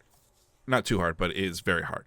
Rock hard, some would say. She said. That's what the prostitute in Vice City said as you run her over. Oh boy, it's too hard. Okay. So if we were to keep Frontline and Splinter Cell, and we had to pick between Animal Crossing and Star Fox, I think we've already said it would be Animal Crossing. So that means our list would look like Kingdom Hearts, Wind Waker, Animal Crossing, Frontline, and Splinter Cell. I can live with that. That's Man, it really sucks to lose the Two Towers. It does suck to lose Two Towers. I know it also sucks. Two Towers to is lose like Vice City. Two Towers is so good. But like, I don't think Two Towers is better than Frontline or Splinter Cell. You're probably right. Two Towers has no right to be as good as it is, given the Lord of the Rings games that came before it. Like, has no right to be that good. It's crazy.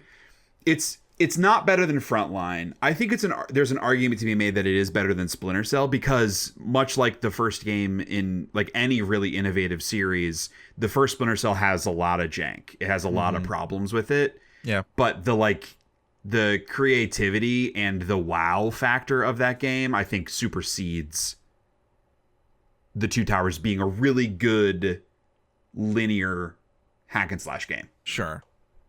And I do, to be fair, like it's a really good adaptation of one of my favorite movie series of all time. Yeah. Like, that's saying a lot. For that's sure.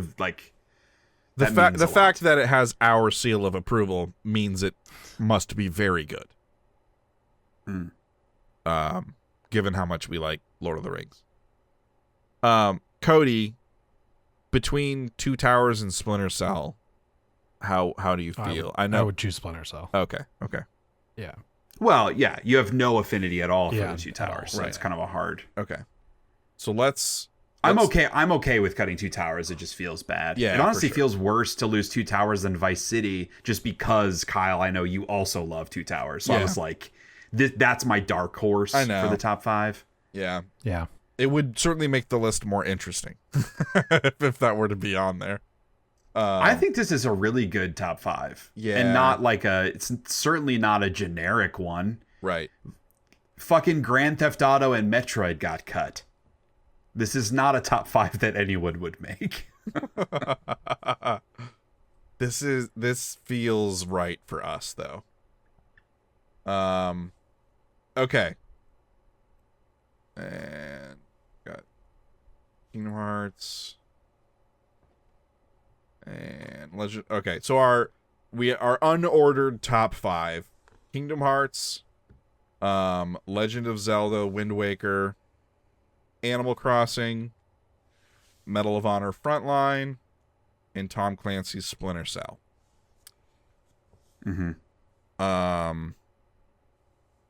I feel like there is a clear winner. I also agree. I agree with that. I would go as far like, as to say the first 2 are in their correct positions.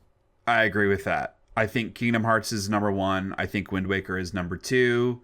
I think we swap Frontline and Animal Crossing, and I think that's the list. Okay. Because I don't particularly care that much about Animal Crossing, but I also I had some qualms about Splinter Cell, and I know you guys love Animal Crossing, so I think that it should be above that. I want to talk about Wind Waker. I do think I like Wind Waker a lot. I would not put Wind Waker above Animal Crossing or Frontline.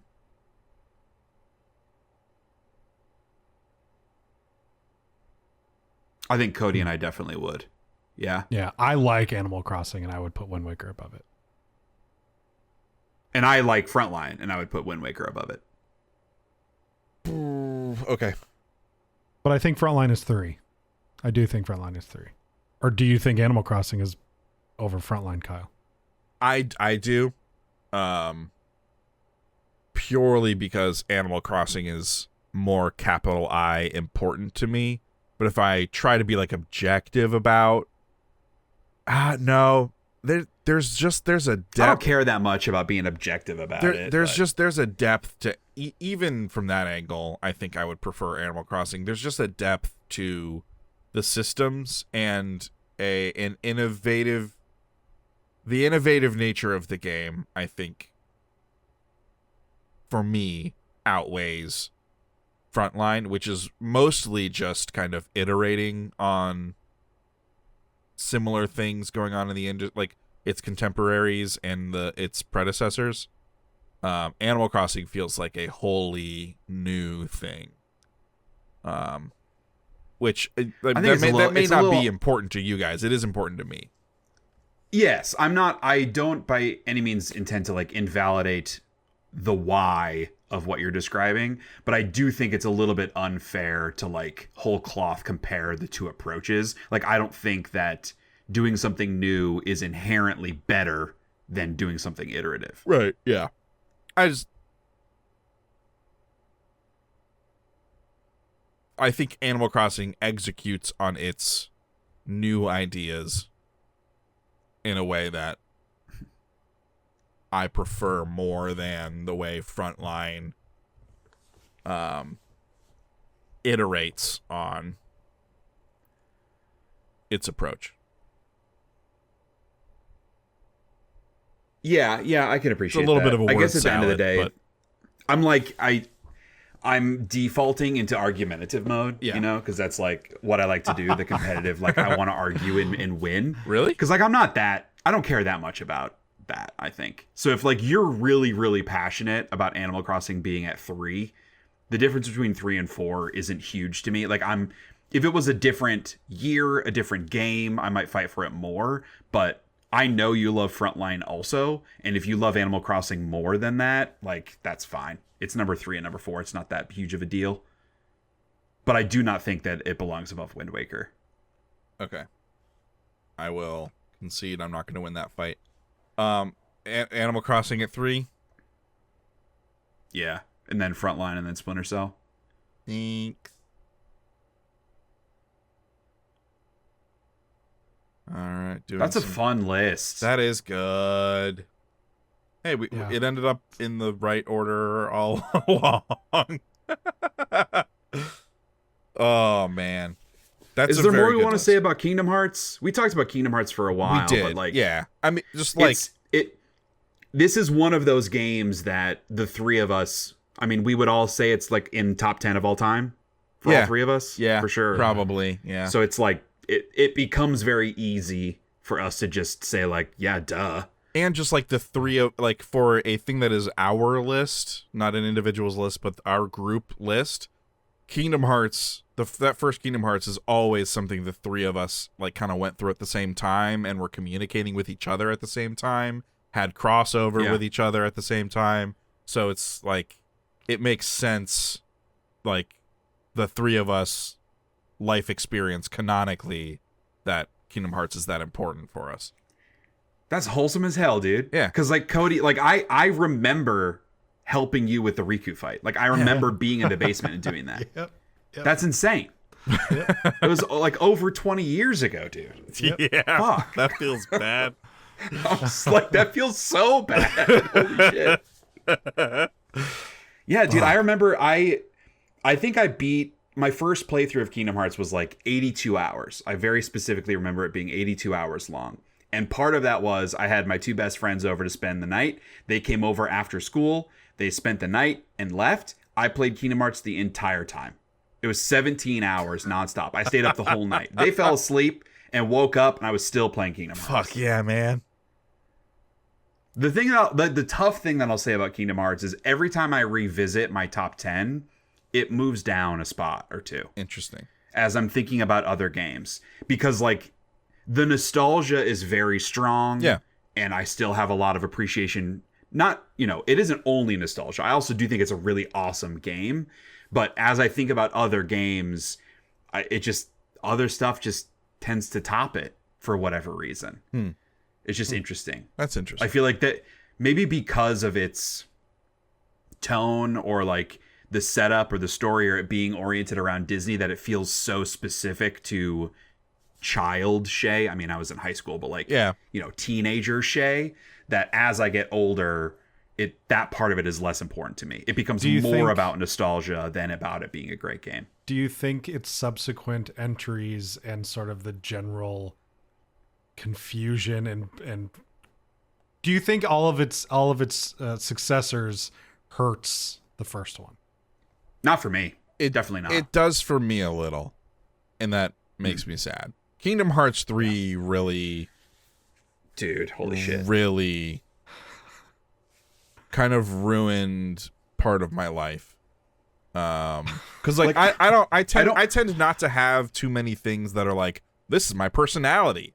And like, that first Kingdom Hearts, Resident Evil 4, those are kind of part of my personality, even though I try not to do that. It just kind of is. They're so important to me. That Kingdom Hearts 3 being what it is, it did crush my soul a little bit. I would not consider Kingdom Hearts 3 to be an overwhelmingly disappointing game because my expectations were so low given the other Kingdom Hearts games. But in totality, I still look at it as being like not one of the worst games I've ever played. That's like so dramatic, but one of the worst experiences I've had playing a game because of how bad it was. How it made me feel. Yeah. Fuck that game, dude. Even like I like Kingdom Hearts 2. Kingdom Hearts 2 was hugely disappointing. Yeah, it did not hit with me in the same way at all. All right, but to your question, Cody, like no, super easy for me to say like no, fuck all those other games. Like, I don't give a shit about any of those. All right, our top 5 video games for for 2002. I just realized this entire I time just realized also. it said top 5 2001. Motherfucker. Hey, Realized it I at the same hope time as everyone just listens to this as a podcast, so you have no idea. I bet there are going to be some comments happening. No. Just cut this out and then just take a screenshot of that and put it over the video, and no one will ever know. That's really good. That's really good. Okay. No, I'm keeping it in because what takes more it's effort? More on brand. Does editing this part out take more effort, or does editing the 2 in take more effort? Well, I'd have to do both. Because that's the answer. You'd have to. Yeah, I'd you're have right. to do both. Oh, well, so doing nothing that's not is going to the happen. thing I'm going to do. Hey, our top 5 not video games of 2002, starting in the number 5 slot, Tom Clancy's Splinter Cell. Number 4, Medal of Honor Frontline. Number 3, Animal Crossing. Number 2, The Legend of Zelda: The Wind Waker. And the best game that released in 2002, unequivocally, Kingdom Hearts. We're gonna get shit on so hard. Like, imagine, I mean, all right, like, I foresee a situation where, like, someone clicks on the video, scrubs to the end to see where we put things, and then, like, leaves a comment about, like, you fucking weebs and your Kingdom Hearts bullshit. But if you, like, if you listen to the things that we said, the story that I wove for all of you with the tapestry of my life, I hope that lands, and I hope it makes sense. Sure. Shay and Cody. I am not looking forward to a year where there isn't a clear winner.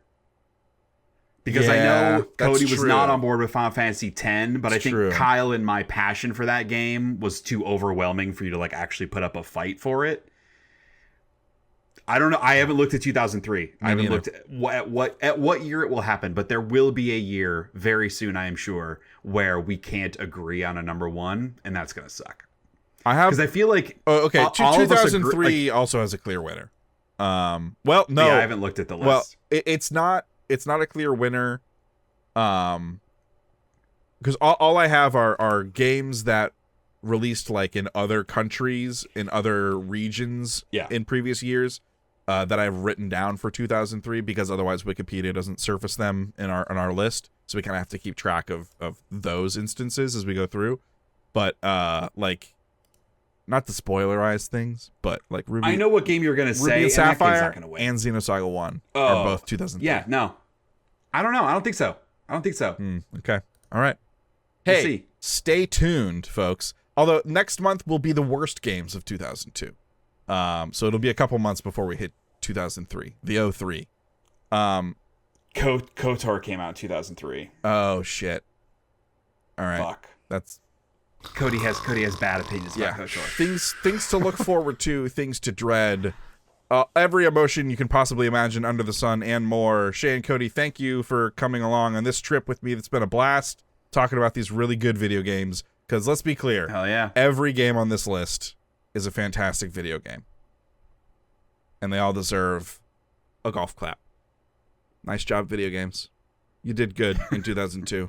In the wake of tragedy, rising from the ashes.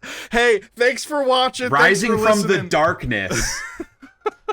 Thanks, everyone at home. Is light. Thanks for everyone at home being who you are, being what you do, doing what you do.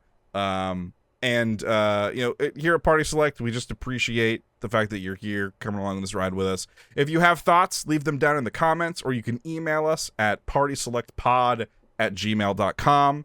And we get to read your emails and potentially read them out on the flagship podcast that we do. We release first Monday of every month. So something to look forward to. Thanks, everyone at home. Thanks, Shay and Cody. And goodbye. Peace out. This is what we say here. I'm bad at this.